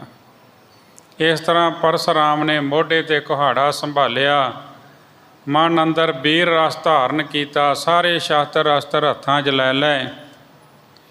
ਸੰਸਰ ਬਾਹੂ ਦੇ ਉੱਤੇ ਉਸ ਵੇਲੇ ਸਨਮੁਖ ਹੋਇਆ ਆਪਣਾ, ਉਹਦਾ ਮਾਸੜ ਹੀ ਲੱਗਦਾ ਸੀ, ਪਿਤਾ ਦਾ ਸਾਂਢੂ। ਬੜਾ ਭਿਆਨਕ ਯੁੱਧ ਹੋਇਆ, ਲੋਹੇ ਨਾਲ ਲੋਹਾ ਖੜਕਿਆ, ਬੜੇ ਜ਼ੋਰ ਨਾਲ ਕੰਬਾ ਜਿਹੜਾ ਕੁਹਾੜਾ ਸੀ ਉਹਨੂੰ ਸੰਭਾਲਿਆ ਪਰਸਰਾਮ ਨੇ, ਅਤੇ ਜਿਹੜਾ ਸੰਸਰ ਬਾਹੂ ਸੀ ਉਹਦੇ ਉੱਤੇ ਵਾਰ ਕੀਤਾ, ਉਹਦੀ ਮੌਤ ਹੋ ਗਈ। ਕਹਿੰਦੇ ਰਾਜੇ ਦੀਆਂ ਹਜ਼ਾਰਾਂ ਬਾਹਾਂ ਕੱਟ ਦਿੱਤੀਆਂ, ਭਾਵ ਫੌਜ ਮੌਤ ਦੇ ਘਾਟ ਉਤਾਰ ਦਿੱਤੀ। ਉਹ ਆਪ ਵੀ ਮੌਤ ਦੇ ਘਾਟ ਉਤਰ ਗਿਆ, ਧਰਤੀ 'ਤੇ ਡਿੱਗ ਪਿਆ। ਪਰਸਰਾਮ ਨੇ ਧਰਤੀ 'ਤੇ ਖੱਤਰੀਆਂ ਦਾ ਨਿਸ਼ਾਨ ਮਿਟਾ ਦਿੱਤਾ, ਚੁਣ ਚੁਣ ਕੇ ਸਾਰੀ ਕੁੱਲ ਦਾ ਨਾਸ ਕਰ ਦਿੱਤਾ। ਬ੍ਰਾਹਮਣਾਂ ਨੂੰ ਧਰਤੀ ਦਾ ਰਾਜ ਦਿੱਤਾ, ਤਪੱਸਿਆ ਕਰਨ ਚਲੇ ਗਿਆ, ਦੁਸ਼ਟਾਂ ਦਾ ਨਾਸ ਕਰਕੇ ਆਰਾਮ ਨਾਲ ਬੈਠ ਗਿਆ। ਜਿਸ ਵੇਲੇ ਖੱਤਰੀਆਂ ਦੇ ਵਿੱਚ ਵਾਧਾ ਹੋਇਆ, ਫਿਰ ਉਹਨਾਂ ਨੇ ਧਰਤੀ ਦਾ ਰਾਜ ਬ੍ਰਾਹਮਣਾਂ ਤੋਂ ਖੋਹ ਲਿਆ। ਫਿਰ ਜੰਗਲ ਵਿੱਚੋਂ ਵਾਪਸ ਆਇਆ, ਯੁੱਧ ਕੀਤਾ, ਫਿਰ ਇੱਕ ਵੀ ਕਸ਼ੱਤਰੀ ਜਿੰਦਾ ਨਾ ਰਹਿਣ ਦਿੱਤਾ। ਫਿਰ ਇਹਨਾਂ ਨੂੰ ਰਾਜ ਦਿਵਾਇਆ, ਦੁਬਾਰਾ ਉਹਨਾਂ ਫਿਰ ਰਾਜ ਭਾਗ 'ਤੇ ਕਾਬਜ ਹੋ ਗਏ। ਫਿਰ ਇਹਨੇ ਆ ਕੇ ਉਹਨਾਂ ਦਾ ਇਸ ਤਰ੍ਹਾਂ 21 ਵਾਰੀ ਕਹਿੰਦੇ ਇਹਨੇ ਨਾਸ ਕੀਤਾ। ਪਰ ਜਦੋਂ ਰਾਮ ਜੀ ਦੇ ਨਾਲ ਇਹਦਾ ਟਾਕਰਾ ਹੋਇਆ, ਉਹਨਾਂ ਸਾਰਾ ਬਲ ਖਿੱਚ ਲਿਆ। ਸ਼ਰਮਿੰਦਾ ਹੋ ਕੇ ਪਰਸਰਾਮ ਘਰ ਮੁੜ ਆਇਆ। ਸਾਰੀ ਸ਼ਕਤੀ ਖੋਈ ਜਾਣ ਕਾਰਨ ਉਹ ਰੋ ਪਿਆ। ਜਦੋਂ ਬ੍ਰਾਹਮਣ ਪਹਿਲਾਂ ਵਾਂਗ ਸੰਸਾਰ ਵਿੱਚ ਪਰਸਰਾਮ ਕੋਲੋਂ ਰਾਜ ਦਾ ਦਾਨ ਮੰਗਦੇ ਸਨ, ਪਹਿਲਾਂ ਤਾਂ ਦਵਾ ਦਿੰਦਾ ਸੀ, ਲੜ ਕੇ ਸ਼ਕਤੀ ਸੀ, ਹੁਣ ਸ਼ਕਤੀਹੀਨ ਹੋ ਗਿਆ। ਹੁਣ ਰੋਂਦਾ ਹੋਇਆ ਝੂਰਦਾ ਏ, ਕਿਉਂਕਿ ਉਸ ਕੋਲੋਂ ਬ੍ਰਾਹਮਣਾਂ ਨੂੰ ਸੁੱਖ ਦੇਣ ਲਈ ਕੁਝ ਵੀ ਨਹੀਂ ਹੈ। ਇਸ ਤਰ੍ਹਾਂ ਕਵੀ ਜੀ ਨੇ ਇਹ ਸ਼ਬਦ ਜੋ ਗੁਰੂ ਨਾਨਕ ਦੇਵ ਜੀ ਮਹਾਰਾਜ ਦਾ ਉਚਾਰਿਆ ਹੋਇਆ, ਇੱਥੇ ਅੰਕਿਤ ਕਰਕੇ ਕਿ ਸ਼ਾਹੂਕਾਰ ਨੂੰ ਗੁਰੂ ਸਾਹਿਬ ਜੀ ਸਮਝਾਉਂਦੇ ਵੀ ਜੋ ਕੀਤੇ ਦਾ ਫਲ ਹੈ ਉਹ ਬੰਦੇ ਨੂੰ ਪਾਉਣਾ ਪੈਂਦਾ ਹੈ, ਜਾਂ ਫਿਰ ਪ੍ਰਭੂ ਦੀ ਭਗਤੀ ਵਿੱਚ ਲੱਗ ਜੇ, ਪ੍ਰਭੂ ਦੇ ਨਾਮ ਵਿੱਚ ਜੁੜ ਜੇ, ਤੇ ਫਿਰ ਉਹਦੇ ਪਾਪ ਨਾਸ ਹੋ ਜਾਂਦੇ ਹਨ ਜੀ। ਅਜ ਨ੍ਰਿਪ ਇੰਦਮਤੀ ਬ੍ਰਿਹੁ ਭਾਰੇ, ਰੋਵਤ ਭਿਖਿਆ ਖਾਹੇ ਆਹਾਰੇ। ਇੱਥੇ ਕਵੀ ਜੀ ਕਹਿੰਦੇ ਕਿ ਰਾਜਾ ਅੱਜ ਆਪਣੀ ਪਤਨੀ ਇੰਦੁਮਤੀ ਦੇ ਭਾਰੀ ਵਿਛੋੜੇ ਕਾਰਨ ਰਾਜ ਭਾਗ ਤਿਆਗ ਕੇ ਭਿਖਿਆ ਮੰਗ ਕੇ ਖਾਂਦਾ ਹੋਇਆ ਰੋਂਦਾ ਰਿਹਾ। ਇਸ ਤਰ੍ਹਾਂ ਵੀ ਸਾਖੀ ਆਉਂਦੀ ਹੈ ਕਿ ਜਦੋਂ ਕੋਈ ਰੱਬ ਦੇ ਪਿਆਰੇ ਇਸ ਭੇਸ ਵਿੱਚ ਉਹਦੇ ਦਰ 'ਤੇ ਆਏ ਕਿ ਕੁਝ ਨਾ ਕੁਝ ਸਾਡੀ ਝੋਲੀ 'ਚ ਵੀ ਪਾ ਜਾ। ਸ਼ਿਕਾਰ ਖੇਡਣ ਚੱਲਿਆ ਸੀ, ਇਹਨੂੰ ਜਲਦੀ ਬੜੀ ਸੀ। ਉਹ ਕਹਿੰਦੇ ਪਹਿਲਾਂ ਸਾਨੂੰ ਕੁਝ ਨਾ ਕੁਝ ਦੇ ਦੇ, ਅਤੇ ਇਹਨੇ ਇੱਕ ਬੁੱਕ ਲਿੱਦ ਉਹਨਾਂ ਦੀ ਝੋਲੀ 'ਚ ਪਵਾ ਦਿੱਤੀ ਸੀ। ਉਹ ਆਪਣੇ ਆਸ਼ਰਮ 'ਤੇ ਲੈ ਗਏ। ਸਮਾਂ ਬੀਤਿਆ। ਇੱਕ ਦਿਨ ਸ਼ਿਕਾਰ ਖੇਡਦਾ ਖੇਡਦਾ ਉੱਧਰ ਨੂੰ ਗਿਆ, ਅਤੇ ਰਾਜੇ ਘੋੜੇ ਖਰੀਦਣ ਦੇ ਬੜੇ ਸ਼ੌਂਕੀ ਹੁੰਦੇ ਨੇ। ਇਹਨੇ ਵੇਖਿਆ ਉੱਥੇ ਕੁਝ ਲਿੱਦ ਪਈ ਹੋਈ ਹੈ, ਅਤੇ ਜਾ ਕੇ ਪੁੱਛਦਾ ਵੀ ਘੋੜੇ ਕਿੱਥੇ ਬੰਦੇ ਨੇ। ਉਹ ਆਂਦੇ ਵੀ ਇੱਥੇ ਸੰਤਾਂ ਮਹਾਂਪੁਰਸ਼ਾਂ ਦੇ ਡੇਰੇ 'ਤੇ ਘੋੜਿਆਂ ਦਾ ਕੀ ਕੰਮ ਹੈ, ਅਸੀਂ ਤਾਂ ਰੱਬ ਦੀ ਬੰਦਗੀ ਕਰਦੇ ਹਾਂ। ਕਹਿੰਦੇ ਬਾਹਰ ਲਿੱਦ ਪਈ ਹੋਈ ਹੈ। ਕਹਿੰਦੇ ਵੀ ਇਹ ਤੇਰਾ ਦਿੱਤਾ ਹੋਇਆ ਹੀ ਦਾਨ ਹੈ, ਹੁਣ ਤੈਨੂੰ ਖਾਣਾ ਹੀ ਪੈਣਾ, ਭਾਵ ਭੋਗਣਾ ਪੈਣਾ ਤੈਨੂੰ।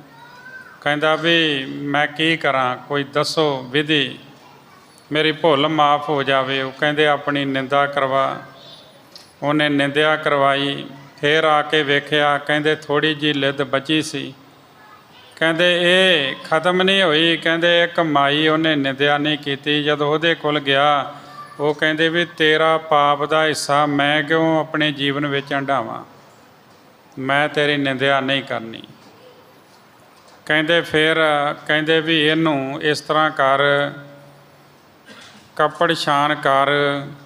ਫਿਰ ਜੋ ਬਚਿਆ ਕਹਿੰਦੇ ਇਹਨੂੰ ਸਾੜ ਲੈ, ਸਵਾਹ ਬਣਾ ਲੈ, ਅਤੇ ਇੱਕ ਚੁਟਕੀ ਖਾ ਲਿਆ ਕਰ। ਕੁਝ ਇਸ ਤਰ੍ਹਾਂ ਲਿਖਦੇ ਨੇ ਕਿ ਨਾਲੇ ਉਹ ਖਾਂਦਾ ਹੈ ਅਤੇ ਨਾਲੇ ਰੋਂਦਾ ਵੀ ਮੈਂ ਇੰਨਾ ਵੱਡਾ ਰਾਜਾ, ਅਤੇ ਮੈਨੂੰ ਕੀ ਇਹ ਕੀਤਾ ਹੋਇਆ ਕਰਮ ਭੋਗਣਾ ਪੈ ਰਿਹਾ। ਅਜੇ ਸੋ ਰੋਵੇ ਭੀਖਿਆ ਖਾਏ, ਐਸੀ ਦਰਗਹਿ ਮਿਲੇ ਸਜਾਏ। ਕਹਿੰਦੇ ਉਹ ਜਿਹੜਾ ਰਾਜਾ ਅੱਜ ਸੀ, ਉਹ ਇਸ ਤਰ੍ਹਾਂ ਬੜਾ ਰੋਂਦਾ ਰਿਹਾ। ਸੰਸਾਰ ਵਿੱਚ ਗਿਆਨਵਾਨ ਦ੍ਰਿਸ਼ਟੀ ਵਾਲੇ ਜਿਹੜੇ ਪੁਰਸ਼ ਨੇ, ਉਹਨਾਂ ਨੂੰ ਸੁੱਖ ਦੀ ਪ੍ਰਾਪਤੀ ਹੁੰਦੀ ਹੈ, ਨਹੀਂ ਤਾਂ ਸਾਰੇ ਦੁਖੀ ਰਹਿੰਦੇ ਹਨ ਜੀ। ਸੀਤਾ ਲਛਮਣ ਵਿਛੁਰਨੇ, ਰੋਏ ਤਬ ਸ਼੍ਰੀ ਰਾਮ। ਸੀਤਾ ਅਤੇ ਲਛਮਣ ਦਾ ਜਦੋਂ ਵਿਛੋੜਾ ਹੋ ਗਿਆ, ਅਤੇ ਰਾਮ ਚੰਦਰ ਜੀ ਨੂੰ ਵੀ ਰੋਣਾ ਪਿਆ, ਪਛਤਾਉਣਾ ਪਿਆ। ਰੋਵੇ ਰਾਮ ਨਿਕਾਲਾ ਭਇਆ, ਸੀਤਾ ਲਖਮਣ ਵਿਛੜ ਗਿਆ। ਜਦੋਂ ਜਿਹੜਾ ਰਾਵਣ ਸੀ ਉਹ ਸੀਤਾ ਨੂੰ ਚੁੱਕ ਕੇ ਲੈ ਗਿਆ, ਕਿਉਂਕਿ ਰਾਮ ਜੀ ਗਏ ਸਨ ਸੁਨਹਿਰੀ ਰੰਗ ਦੇ ਹਿਰਨ ਦੇ ਪਿੱਛੇ। ਜਦੋਂ ਆਏ ਨਾ, ਸੀਤਾ ਹੀ ਕਹਿਣ ਲੱਗੀ ਆਪਣੇ ਭਰਾ ਨੂੰ ਦੇਖ ਕੇ ਆਓ ਲਛਮਣ ਜੀ। ਜਦੋਂ ਉਹ ਵੀ ਚਲੇ ਗਿਆ, ਕਾਰ ਖਿੱਚ ਗਿਆ ਵੀ ਇਹਦੇ ਅੰਦਰ ਕੋਈ ਨਹੀਂ ਆ ਸਕਦਾ ਅਤੇ ਬਾਹਰ ਤੁਸੀਂ ਜਾਣਾ ਨਹੀਂ। ਰਾਵਣ ਸਾਧੂ ਦਾ ਭੇਸ ਬਣਾ ਕੇ ਆ ਗਿਆ, ਅਤੇ ਜਦੋਂ ਅੰਦਰ ਜਾਣ ਲੱਗਾ ਅਤੇ ਜਾ ਨਾ ਸਕਿਆ। ਕਹਿੰਦਾ ਵੀ ਇਸ ਕਾਰ ਤੋਂ ਬਾਹਰ ਹੋ ਕੇ ਮੈਨੂੰ ਭਿੱਛਿਆ ਦਿਓ, ਮੇਰੀ ਝੋਲੀ ਵਿੱਚ ਪਾਓ ਕੁਝ। ਜਦੋਂ ਉਹ ਝੋਲੀ ਕੁਝ ਪਾਉਣ ਲੱਗੀ ਅਤੇ ਉਹਨੇ ਚੁੱਕ ਕੇ ਉਹਨੂੰ ਲਿਜਾਣਾ ਕੀਤਾ। ਕਿਤੇ ਲਛਮਣ ਨੇ ਵੀ ਰਾਵਣ ਦੀ ਭੈਣ ਦੀ ਬੇਇੱਜ਼ਤੀ ਕੀਤੀ ਸੀ। ਕਹਿੰਦੇ ਨੱਕ ਕੱਟ ਦਿੱਤਾ, ਉਹਦਾ ਭਾਵ ਬੇਇੱਜ਼ਤੀ ਕਰਨੀ। ਬੇਇੱਜ਼ਤੀ ਕੋਈ ਕਠੋਰ ਬਚਨ ਬੋਲ ਕੇ ਵੀ ਕੀਤੀ ਜਾ ਸਕਦੀ ਹੈ। ਜਦੋਂ ਕਠੋਰ ਬਚਨ ਬੋਲੇ, ਉਹ ਰੋਂਦੀ ਰੋਂਦੀ ਰਾਵਣ ਦੇ ਕੋਲ ਗਈ ਵੀ ਮੇਰੀ ਬੜੀ ਬੇਇੱਜ਼ਤੀ ਕੀਤੀ ਹੈ। ਫਿਰ ਉਹਨੇ ਕਿਹਾ ਮੈਂ ਇਹਦਾ ਬਦਲਾ ਲਵਾਂਗਾ। ਇਸੇ ਵਾਸਤੇ ਉਹ ਆਇਆ ਸੀ। ਪਰ ਬੜੇ ਅਮਨ ਚੈਨ ਦੇ ਨਾਲ ਅਸ਼ੋਕਾ ਬਾਗ ਵਿੱਚ ਉਹਨੇ ਸੀਤਾ ਜੀ ਨੂੰ ਰੱਖਿਆ। ਆਪਣੇ ਧਰਮ ਦੇ ਉੱਤੇ ਉਹ ਕਾਇਮ ਰਿਹਾ ਹੈ। ਪਰ ਉਹਦੀ ਗਲਤੀ ਕੀ ਸੀ ਕਿ ਜੇ ਉਹ ਚੁੱਕਣ ਆਇਆ ਸੀ ਸੀਤਾ ਨੂੰ, ਅਤੇ ਫਿਰ ਸਿੱਧੇ ਸਰੂਪ ਵਿੱਚ ਆਉਂਦਾ, ਉਹਨੂੰ ਵੀ ਪਤਾ ਲੱਗਦਾ, ਕੋਈ ਬਚਾਅ ਵਾਸਤੇ ਉੱਦਮ ਕਰਦੀ। ਜਿਹੜਾ ਪਵਿੱਤਰ ਬਾਣਾ ਹੈ ਸਾਧੂ ਵਾਲਾ, ਸੰਤ ਵਾਲਾ, ਉਹ ਪਵਿੱਤਰ ਬਾਣਾ ਪਾ ਕੇ ਉਹਨੇ ਕਲੰਕਤ ਕੰਮ ਕੀਤਾ। ਇਹ ਬਾਣਾ ਇਸ ਵਾਸਤੇ ਸਾਧੂ ਨਹੀਂ ਪਹਿਨਦਾ, ਸੰਤ ਜਨ ਨਹੀਂ ਪਹਿਨਦੇ ਕਿ ਕਿਸੇ ਧੀ ਭੈਣ ਨੂੰ ਚੁੱਕ ਕੇ ਲੈ ਜਾਣਾ। ਇਹ ਬਾਣਾ ਤੇ ਬੰਦਗੀ ਕਰਨ ਵਾਸਤੇ, ਭਗਤੀ ਕਰਨ ਵਾਸਤੇ ਪਾਇਆ ਜਾਂਦਾ ਹੈ। ਇਸ ਕਰਕੇ ਰਾਮ ਨੇ ਉਹਨੂੰ ਸਜ਼ਾ ਦਿੱਤੀ ਸੀ ਕਿ ਤੂੰ ਇਸ ਬਾਣੇ ਦੇ ਵਿੱਚ ਕਲੰਕਤ ਕੰਮ ਕਿਉਂ ਕੀਤਾ। ਤੇਰੇ ਵਿੱਚ ਜ਼ੁਰਤ ਸੀ, ਤੂੰ ਸਿੱਧਾ ਰੂਪ ਆਪਣੇ ਰੂਪ ਵਿੱਚ ਆਉਂਦਾ, ਸਿੱਧਾ ਆਉਂਦਾ। ਅਤੇ ਉੱਥੇ ਜਦੋਂ ਸੀਤਾ ਜੀ ਲਛਮਣ ਜੀ ਦਾ ਵਿਛੋੜਾ ਹੋ ਗਿਆ ਅਤੇ ਰਾਮ ਚੰਦਰ ਵੀ ਰੋਏ ਨੇ। ਰੋਵੇ ਰਾਮ ਨਿਕਾਲਾ ਭਇਆ, ਸੀਤਾ ਲਖਮਣ ਵਿਛੜ ਗਿਆ। ਕਹਿੰਦੇ ਉਸ ਵੇਲੇ ਰਾਮ ਜੀ ਨੂੰ ਰੋਣਾ ਪਿਆ ਜੀ। ਵਿਸ਼ਨ ਆਰ ਅਵਤਾਰ ਭਾ, ਜਪਤ ਜਗਤ ਜਿਹ ਨਾਮ। ਕਹਿੰਦੇ ਭਾਵੇਂ ਉਹ ਅਵਤਾਰੀ ਪੁਰਸ਼ ਸਨ ਜਿਨ੍ਹਾਂ ਦਾ ਨਾਮ ਸੰਸਾਰ ਜਪ ਰਿਹਾ ਹੈ ਜੀ। ਦਹਸਿਰ ਤੀਨ ਲੋਕ ਬਸ ਜਾ ਕੇ, ਬੰਦ ਸਾਲ ਮਹਕਾਲ ਸੁਰਤਾਂ ਕੇ। ਇੱਥੇ ਮੈਂ ਇੱਕ ਗੱਲ ਹੋਰ ਕਹਿ ਦਿਆਂ ਵੀ ਗੁਰਬਾਣੀ ਦੇ ਵਿੱਚ ਰਾਮ ਨਾਮ ਆਇਆ ਹੈ, ਦੋ ਤਰ੍ਹਾਂ ਆਇਆ ਹੈ।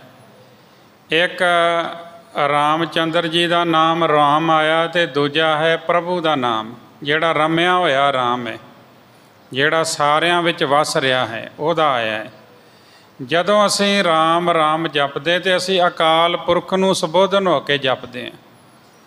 ਹਿੰਦੂ ਧਰਮ ਦੇ ਵੀਰ ਰਾਮਚੰਦਰ ਜੀ ਦਾ ਵੀ ਨਾਮ ਜਪਣ, ਉਹਨਾਂ ਨੂੰ ਮੁਬਾਰਕ ਹੈ।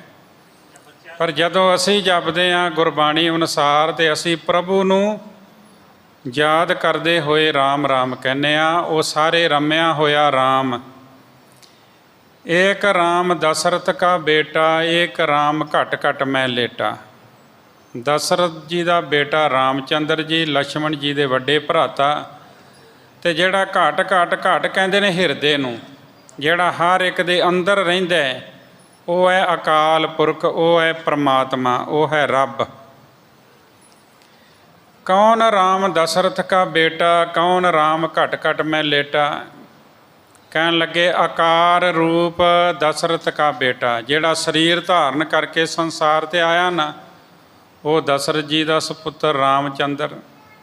ਸਕਾਰ ਰੂਪ ਘਟ ਘਟ ਮੈਂ ਲੇਟਾ, ਜਿਹੜਾ ਸਰੀਰ ਧਾਰਨ ਨਹੀਂ ਕਰਦਾ, ਜੂਨਾਂ ਵਿੱਚ ਨਹੀਂ ਆਉਂਦਾ, ਪਰ ਹਰ ਇੱਕ ਦੇ ਅੰਦਰ ਬੈਠਾ ਹੋਇਆ ਹੈ, ਉਹ ਹੈ ਰੱਬ, ਉਹ ਹੈ ਪਰਮਾਤਮਾ।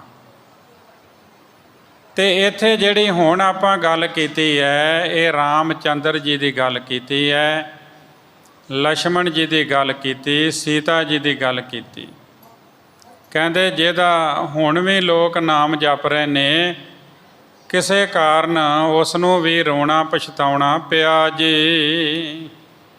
ਕੰਚਨ ਦਹਿ ਸਿਰ ਤੀਨ ਲੋਕ ਬਸ ਜਾ ਕੇ, ਬੰਦ ਸਾਲ ਮਹਕਾਲ ਸੁਰਤਾਂ ਕੇ। ਦਹਿਸਰ ਤੋਂ ਭਾਵ ਹੈ ਰਾਵਣ, ਜਿਹਨੇ 3 ਲੋਕ ਆਪਣੇ ਵਸ ਵਿੱਚ ਕੀਤੇ ਹੋਏ ਸਨ। ਉਹਦੇ ਕੈਦਖਾਨੇ ਵਿੱਚ ਕਾਲ ਬੰਦ ਕੀਤਾ ਹੋਇਆ ਸੀ। ਆਮ ਹੀ ਬਜ਼ੁਰਗ ਕਹਿ ਦਿੰਦੇ ਉਹਨੇ ਕਾਲ ਪਾਵੇ ਨਾ ਬੰਨ੍ਹਿਆ ਹੋਇਆ ਸੀ। ਪਰ ਜਦੋਂ ਉਹਦੀ ਮੌਤ ਆਈ ਤੇ ਰੱਬ ਨੇ ਉੱਥੋਂ ਫਿਰ ਖੋਲ੍ਹ ਦਿੱਤਾ ਨਾ, ਉਹ ਬੰਨ੍ਹਿਆ ਨਹੀਂ ਰਹਿੰਦਾ। ਜਦੋਂ ਬੰਦੇ ਦੇ ਸਾਹ ਪੂਰੇ ਹੋ ਜਾਂਦੇ ਨਾ, ਫਿਰ ਭਾਵੇਂ ਜਿੱਥੇ ਮਰਜ਼ੀ ਬੰਨ੍ਹਿਆ ਹੋਵੇ, ਫਿਰ ਉਹ ਟਾਈਮ ਦੇ ਨਾਲ ਹਾਜ਼ਰ ਹੋ ਜਾਂਦਾ ਹੈ। ਜਿਨ੍ਹਾਂ ਮੰਦ ਕਰਮੀ ਕੀਤੀ ਹੁੰਦੀ, ਉਹਨਾਂ ਨੂੰ ਅਜ਼ਰਾਈਲ ਫਰਿਸ਼ਤਾ ਲੈਣ ਆਉਂਦਾ ਹੈ।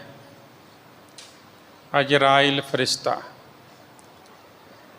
ਮੈਂ ਇੱਕ ਘਟਨਾ ਪੜ੍ਹੀ ਵੀ ਇੱਕ ਬੜੇ ਵੱਡੇ ਪੀਰ ਦਾ ਮੁਰੀਦ ਸੀਗਾ, ਚੇਲਾ ਉਹਦਾ। ਉਹ ਇੱਕ ਦਿਨ ਤੁਰਿਆ ਜਾ ਰਿਹਾ ਸੀ, ਸੈਰ ਕਰਦਾ, ਅਤੇ ਪਿੱਛੋਂ ਆ ਕੇ ਕਿਸੇ ਨੇ ਮੋਢੇ 'ਤੇ ਹੱਥ ਰੱਖਿਆ। ਅਤੇ ਜਦੋਂ ਉਹਨੇ ਪਿੱਛਾ ਭੌਂ ਕੇ ਵੇਖਿਆ ਤੇ ਅਜ਼ਰਾਈਲ ਫਰਿਸ਼ਤਾ, ਅਤੇ ਉਹਦਾ ਕਹਿੰਦੇ ਰੂਪ ਬੜਾ ਡਰਾਉਣਾ ਜਿਹਾ। ਉਹ ਵੇਖ ਕੇ ਘਬਰਾ ਗਿਆ। ਉਹਨੇ ਆਖਿਆ ਘਬਰਾਉਣ ਦੀ ਲੋੜ ਨਹੀਂ, ਸਾਰਿਆਂ ਨੂੰ ਮੈਂ ਹੀ ਲੈਣ ਆਉਂਦਾ। ਤੇਰੇ ਤੇ ਮੈਨੂੰ ਤਰਸ ਆਇਆ ਕਿ ਤੂੰ ਇੰਨੇ ਵੱਡੇ ਪੀਰ ਦਾ ਚੇਲਾ ਵਾਂ, ਤੇ ਜਿੱਦਾਂ ਕਹਿੰਦੇ ਨਾ ਕਈ ਵਾਰੀ ਬੰਦਾ ਗੰਗਾ ਦੇ ਕੰਢੇ 'ਤੇ ਰਹਿ ਕੇ ਵੀ ਇਸ਼ਨਾਨ ਨਹੀਂ ਕਰਦਾ, ਕਈ ਇਸ ਤਰ੍ਹਾਂ ਵੀ ਹੁੰਦੇ ਨੇ। ਹੁਣ ਜਿਹੜਾ ਡੱਡੂ ਹੈ ਉਹ ਕਮਲ ਫੁੱਲ ਦੇ ਲਾਗੇ ਰਹਿੰਦਾ ਨਾ, ਪਾਣੀ 'ਚ ਚਿੱਕੜ ਖਾਈ ਜਾਂਦਾ ਹੈ, ਕਮਲ ਫੁੱਲ ਦੀ ਉਹਨੂੰ ਸਾਰ ਹੀ ਨਹੀਂ, ਭੌਰਾ ਦੂਰੋਂ ਉੱਡ ਕੇ ਆਉਂਦਾ ਹੈ, ਉਹਦੀ ਸੁਗੰਧੀ ਮਾਣਦਾ ਹੈ। ਕਈ ਦੂਰਾਂ ਦੁਰਾਡਿਆਂ ਤੋਂ ਚੱਲ ਕੇ ਗੁਰੂ ਘਰਾਂ ਵਿੱਚ, ਮੰਦਰਾਂ ਵਿੱਚ, ਮਸਜਿਦਾਂ ਵਿੱਚ ਜਾ ਕੇ ਕੁਝ ਨਾ ਕੁਝ ਪ੍ਰਾਪਤ ਕਰਕੇ ਜਾਂਦੇ ਨੇ, ਅਤੇ ਕਈ ਉੱਥੇ ਹੀ ਰਹਿੰਦੇ, ਕੁਝ ਪ੍ਰਾਪਤ ਹੀ ਨਹੀਂ ਕਰ ਸਕਦੇ। ਉਹਨੇ ਕਿਹਾ ਤੂੰ ਬੜੇ ਵੱਡੇ ਪੀਰ ਦਾ ਚੇਲਾ ਵਾਂ, ਅਤੇ ਮੈਂ ਤੈਨੂੰ ਦੱਸਣ ਆਇਆ ਵੀ ਸ਼ਾਮ ਤੱਕ ਤੇਰੇ ਕੋਲ ਸਮਾਂ ਹੈ, ਮੈਂ ਸ਼ਾਮ ਨੂੰ ਆਵਾਂਗਾ ਅਤੇ ਤੈਨੂੰ ਨਾਲ ਲੈ ਜਾਵਾਂਗਾ। ਜਦੋਂ ਇਹ ਗੱਲ ਸੁਣੀ ਅਤੇ ਉੱਥੋਂ ਹੀ ਵਾਪਸ ਆ ਗਿਆ। ਹੁਣ ਪੀਰ ਜੀ ਵੇਖਦੇ ਨੇ ਵੀ ਪਸੀਨੋ ਪਸੀਨੇ ਹੋਇਆ, ਇਹਦਾ ਰੰਗ ਵੀ ਬੇਰੰਗ ਹੋਇਆ ਪਿਆ, ਬੜੀ ਉਦਾਸੀ ਚਿਹਰੇ 'ਤੇ। ਪੁੱਛਦੇ ਕੀ ਗੱਲ ਹੈ? ਉਹਨੇ ਸਾਰੀ ਗੱਲ ਦੱਸੀ ਵੀ ਸ਼ਾਮ ਨੂੰ ਮੈਨੂੰ ਅਜਰਾਈਲ ਫਰਿਸ਼ਤੇ ਨੇ ਲੈਣ ਆਉਣਾ ਹੈ, ਮੌਤ ਦੇ ਫਰਿਸ਼ਤੇ ਨੇ ਲੈਣ ਆਉਣਾ ਹੈ, ਅਤੇ ਮੈਂ ਚਾਹੁੰਦਾ ਵੀ ਇੱਥੋਂ ਬੜੀ ਦੂਰ ਦੌੜ ਕੇ ਚਲਾ ਜਾ। ਅਤੇ ਉਹ ਤਾਂ ਭਗਤੀ ਵਾਲੇ ਸਨ, ਬੰਦਗੀ ਵਾਲੇ, ਉਹਨਾਂ ਨੂੰ ਪਤਾ ਸੀ ਵੀ ਕਿੰਨਾ ਕੁ ਦੌੜ ਸਕਦਾ ਇਹ, ਨਹੀਂ ਬਚ ਸਕਦਾ। ਉਹ ਕਹਿੰਦੇ ਕਿੰਨਾ ਕੁ ਦੌੜ ਲਏਗਾ? ਅਤੇ ਜੇ ਤੂੰ ਦੌੜਨਾ ਹੀ ਆ ਮੇਰਾ ਘੋੜਾ ਲੈ ਜਾ, ਬੜਾ ਤੇਜ਼ ਦੌੜਦਾ, ਇਹਨੂੰ ਸਾਹ ਹੀ ਨਹੀਂ ਚੜ੍ਹਦਾ, ਜਿੰਨਾ ਮਰਜ਼ੀ ਦੌੜਾ ਲਈ ਸ਼ਾਮ ਤੱਕ। ਉਹਨੇ ਪਾਈ ਘੋੜੇ 'ਤੇ ਕਾਠੀ, ਘੋੜੇ 'ਤੇ ਸਵਾਰ ਹੋ ਕੇ ਘੋੜੇ ਨੂੰ ਦੌੜਾਇਆ, ਅਤੇ ਕਹਿੰਦੇ ਦਮਿਸ਼ਕ ਨਗਰ ਦੇ ਸ਼ਹਿਰ ਦੇ ਬਾਹਰ ਇੱਕ ਬਾਗ ਵਿੱਚ ਜਾ ਕੇ ਉਤਰਿਆ। ਸ਼ਾਮਾਂ ਹੋ ਚੁੱਕੀਆਂ ਸਨ, ਘੋੜੇ ਨੂੰ ਥਾਪੀ ਦਿੰਦਾ, ਪਿਆਰ ਕਰਦਾ ਉਹਨੂੰ, ਕਹਿੰਦਾ ਵੀ ਵਾਕਈ ਤੂੰ ਬੜਾ ਤੇਜ਼ ਦੌੜਦਾ ਹੈ, ਮੈਂ ਤਾਂ ਰਸਤੇ ਵਿੱਚ ਨਾ ਤੈਨੂੰ ਪਾਣੀ ਪਿਆਇਆ, ਨਾ ਕੋਈ ਖੁਰਾਕ ਦਿੱਤੀ, ਤੂੰ ਸਾਹ ਵੀ ਨਹੀਂ ਲਿਆ, ਮੈਨੂੰ ਇੱਥੋਂ ਤੱਕ ਪਹੁੰਚਾਇਆ, ਤੇਰਾ ਧੰਨਵਾਦ ਹੈ। ਧੰਨਵਾਦ ਕਰਨ ਡਿਆ ਸੀ, ਕਿਸੇ ਨੇ ਆ ਕੇ ਪਿੱਛੋਂ ਮੋਢੇ 'ਤੇ ਹੱਥ ਰੱਖਿਆ, ਪਿੱਛਾ ਭੌਂ ਕੇ ਵੇਖਿਆ ਅਤੇ ਮੌਤ ਦਾ ਫਰਿਸ਼ਤਾ, ਉਹੀ ਸਵੇਰ ਵਾਲਾ। ਕਹਿੰਦਾ ਇਹ ਗੱਲ ਮੈਂ ਵੀ ਕਹਿਣਾ ਵੀ ਘੋੜਾ ਬੜਾ ਤੇਜ਼ ਦੌੜਦਾ ਹੈ, ਤੈਨੂੰ ਤੇਰੇ ਮੁਕਾਮ 'ਤੇ ਲੈ ਆਇਆ, ਅਸਲ ਵਿੱਚ ਤੇਰਾ ਮੁਕਾਮ ਇੱਥੇ ਹੀ ਸੀ, ਇਸ ਵਾਸਤੇ ਮੈਂ ਤੈਨੂੰ ਸਵੇਰੇ ਖਬਰ ਦਿੱਤੀ ਸੀ ਕਿ ਸ਼ਾਮ ਤੱਕ ਤੂੰ ਕਿਸੇ ਨਾ ਕਿਸੇ ਤਰ੍ਹਾਂ ਇੱਥੇ ਪਹੁੰਚ ਹੀ ਜਾਏਗਾ। ਸਮਾਂ, ਸਥਾਨ ਅਤੇ ਕਾਰਨ, ਇਹ ਤਿੰਨ ਬਣਦੇ ਨੇ, ਬੰਦਾ ਤੁਰ ਜਾਂਦਾ ਹੈ। ਹੁਣ ਵੇਖੋ ਜਿਹੜਾ ਰਾਵਣ ਸੀ, ਰੋਵੈ ਦਹਿਸਰ ਲੰਕ ਗਵਾਏ, ਜਿਨ ਸੀਤਾ ਆਂਦੀ ਡੌਰੂ ਵਾਏ। ਡਮਰੂ ਫੜ ਕੇ ਸਾਧੂ ਵਾਲਾ ਭੇਸ ਬਣਾ ਕੇ ਸੀਤਾ ਨੂੰ ਚੁੱਕ ਕੇ ਲੈ ਆਇਆ ਸੀ। ਅੱਜ ਤਾਂ ਮੀਡੀਆ ਦਾ ਯੁੱਗ ਹੈ, ਤੁਸੀਂ ਵੇਖ ਸਕਦੇ ਹੋ ਸਥਾਨ ਵੀ, ਤੁਸੀਂ ਇੰਟਰਨੈਟ ਦੇ ਉੱਤੇ ਕਿ ਉਹ ਕਿਹੜਾ ਸਥਾਨ ਹੈ ਜਿੱਥੇ ਸੀਤਾ ਜੀ ਨੂੰ ਬੜੇ ਸਤਿਕਾਰ ਦੇ ਨਾਲ ਰੱਖਿਆ ਗਿਆ ਸੀ, ਕੋਈ ਬਦਸਲੂਕੀ ਨਹੀਂ ਕੀਤੀ ਉਹਦੇ ਨਾਲ। ਉਹ ਆਪਣੀ ਰਾਣੀ ਨੂੰ ਭੇਜਦਾ ਸੀ ਕਿ ਜਾਓ ਉਹਨੂੰ ਮਿਲ ਕੇ ਆਓ, ਕੀ ਚਾਹੀਦਾ ਦੇ ਕੇ ਆਓ। ਕਹਿੰਦੇ ਉਹਨੇ ਇੱਕ ਇਹ ਕੁਕਰਮ ਕੀਤਾ ਵੀ ਸਾਧੂ ਭੇਖ ਵਿੱਚ ਦੂਜੇ ਦੀ ਜਨਾਨੀ ਨੂੰ ਚੁੱਕਣ ਦੀ ਭੁੱਲ ਕੀਤੀ, ਅਤੇ ਕੀ ਹੋਇਆ, ਲੰਕਾ ਹੀ ਤੈਸ਼ ਨੈਸ਼ ਹੋ ਗਈ। लंका गढ़ सोने का भया, मूर्ख रावण क्या ले गया। 1 ਲੱਖ पूत 1.25 ਲੱਖ नाती, ते रावण कर दिया ना बाती। कहते कोई दीवा बत्ती करन वाला भी ना बचिया, ऐसा नाश होया। ते इत्थे कवि जी कहते दैसर 3 लोक बस जाके, बंद साल में काल सो ताके, ਜਿਹਨੇ ਕਾਲ ਵੀ ਬੰਦ ਕੀਤਾ ਸੀ ਜੀ। ਕੰਚਨ ਦੇਸ਼ ਬਹੁਤ ਗ੍ਰਹਿ ਨਾਰੇ, ਤਿਨ ਚੁਰਾਏ ਲਿਏ ਜਨਕ ਕੁਮਾਰੇ। ਜਿਹਦਾ ਸੋਨੇ ਦਾ ਘਰ ਸੀਗਾ, ਸੋਨੇ ਦੀ ਲੰਕਾ ਕਹਿ ਦਿੰਦੇ ਆਪਾਂ। ਬਹੁਤ ਇਸਤਰੀਆਂ ਸਨ ਉਹਦੇ ਘਰ। 1 ਲੱਖ ਪੂਤ, 1.25 ਲੱਖ ਨਾਤੀ, ਐਵੇਂ ਥੋੜ੍ਹੀ ਹੋ ਜਾਣੀ। ਸੋਨੇ ਦਾ ਬਣਿਆ ਹੋਇਆ ਉਹਦਾ ਘਰ ਸੀ, ਉਹਦਾ ਦੇਸ਼। ਫਿਰ ਵੀ ਉਹਨੇ ਸੀਤਾ ਜੋ ਜਨਕ ਦੀ ਪੁੱਤਰੀ, ਉਹਨੂੰ ਚੁੱਕ ਕੇ ਲੈ ਜਾਣਾ ਕੀਤਾ ਜੀ। ਰਾਮਚੰਦ ਤਬ ਤਿਹ ਕੋ ਮਾਰਾ, ਗਿਰਿਓ ਰੋਏ ਕੈ ਜੁਧ ਮਝਾਰਾ। ਤੇ ਉਸ ਵੇਲੇ ਰਾਮਚੰਦਰ ਜੀ ਨੇ ਰਾਵਣ ਨੂੰ ਮਾਰ ਦਿੱਤਾ। ਜੰਗ ਦੇ ਮੈਦਾਨ ਵਿੱਚ ਰੋਂਦਾ ਹੋਇਆ ਡਿੱਗ ਪਿਆ ਸੀ ਜੀ। ਕੰਚਨ ਪੁਰ ਕੋ ਪਤ ਅਸ ਰਾਵਨ, ਰੰਚਕ ਮਿਲਿਓ ਨਾ ਮੁਖ ਹਿਤ ਪਾਵਨ। ਕਹਿੰਦੇ ਵੇਖੋ, ਸੋਨੇ ਦੀ ਨਗਰੀ ਦਾ ਮਾਲਕ ਹੁੰਦਾ ਹੋਇਆ ਰਾਵਣ, ਉਹਨੂੰ ਅੰਤ ਵੇਲੇ ਇੱਕ ਭੋਰਾ ਮਾਤਰ ਵੀ ਖਾਣ ਲਈ ਪ੍ਰਾਪਤ ਨਾ ਹੋਇਆ ਜੀ। ਬਲੀ ਸਮਰੱਥ ਸਕਲ ਪ੍ਰਕਾਰਾ, ਉਪਜੈ ਇਸ ਜਗ ਬੀਚ ਅਪਾਰਾ। ਬਲਵਾਨ ਸਮਰੱਥ ਸਭ ਤਰ੍ਹਾਂ ਦੇ ਲੋਕ ਸੰਸਾਰ ਵਿੱਚ ਬੇਅੰਤ ਹੋਏ ਹਨ। ਇੱਕ ਦੀ ਗੱਲ ਨਹੀਂ, ਅਨੇਕਾਂ ਹੋਏ ਹਨ ਜੀ। ਬਿਨਾ ਗਿਆਨ ਦੁਖ ਪਾਏ ਕਨੇਰਾ, ਕਰਗੇ ਕੂਚ ਨ ਲਾਗੀ ਦੇਰਾ। ਉਹ ਗਿਆਨਹੀਣ ਹੋਣ ਕਰਕੇ ਸਾਰਿਆਂ ਨੇ ਦੁੱਖ ਭੋਗਿਆ, ਸਾਰੇ ਇੱਥੋਂ ਤੁਰ ਗਏ।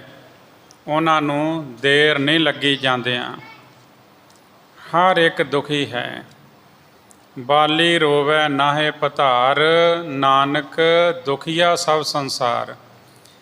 ਇੱਥੇ ਨਾਨਕ ਦੁਖੀਆ ਨਹੀਂ ਕਹਿਣਾ।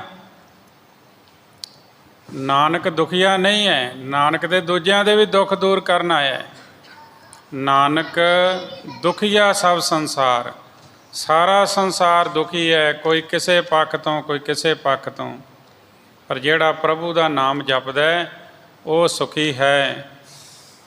ਬੜੇ ਵੱਡੇ ਭਾਗ ਨੇ ਆਪ ਜੀ ਦੇ ਵੀ, ਆਪਾਂ ਸਾਰਿਆਂ ਦੇ, ਜਿਹੜੇ ਗੁਰੂ ਦੀ ਗੋਦ ਵਿੱਚ ਬਹਿ ਕੇ ਆਪਾਂ ਕਥਾ ਕੀਰਤਨ ਸਰਵਣ ਕਰਦੇ ਹਾਂ, ਜੀਵਨ ਦੀਆਂ ਘੜੀਆਂ ਨੂੰ ਸਫਲ ਕਰਦੇ ਹਾਂ। ਕੁਝ ਦਿਨ ਪਹਿਲਾਂ ਹੀ ਭਾਈ ਅਮਰੀਕ ਸਿੰਘ ਜੀ ਇਹੀ ਬਚਨ ਕਰ ਰਹੇ ਸਨ ਕਿ ਸਤਿਗੁਰੂ ਨੇ ਬੜੀ ਕਿਰਪਾ ਕੀਤੀ ਹੈ ਕਿ ਆਪਣੀ ਗੋਦ ਵਿੱਚ ਬਹਿਣ ਵਾਸਤੇ ਉਹਨੇ ਸਮਾਂ ਬਖਸ਼ਿਆ ਹੈ। ਆਪ ਜੀ ਦੇ ਵੱਡੇ ਭਾਗ ਜਿਹੜੇ ਰੋਜ਼ ਸਤ ਸੰਗਤ ਕਰਦੇ, ਵਿੱਚ ਸੰਗਤ ਹਰ ਪ੍ਰਭ ਵਸੈ ਜੀਓ। ਇਹ ਉਹ ਜਗ੍ਹਾ ਜਿੱਥੇ ਰੱਬ ਹਮੇਸ਼ਾ ਵਸਦਾ ਹੈ। ਜੇ ਰੱਬ ਨੂੰ ਮਿਲਣਾ ਤੇ ਸਤ ਸੰਗਤ ਕਰਿਆ ਕਰੋ, ਗੁਰੂ ਗੁਰੂ ਜਪਿਆ ਕਰੋ। ਇਹ ਗੁਰਬਾਣੀ ਤੁਹਾਨੂੰ ਪ੍ਰਭੂ ਨਾਲ ਜੋੜ ਦੇਗੀ। ਹੋਈਆਂ ਭੁੱਲਾਂ ਦੀ ਖਿਮਾ। ਫਤਿਹ ਬੁਲਾਓ। ਵਾਹਿਗੁਰੂ ਜੀ ਕਾ ਖਾਲਸਾ, ਵਾਹਿਗੁਰੂ ਜੀ ਕੀ ਫਤਿਹ। ਸਤਿਨਾਮ।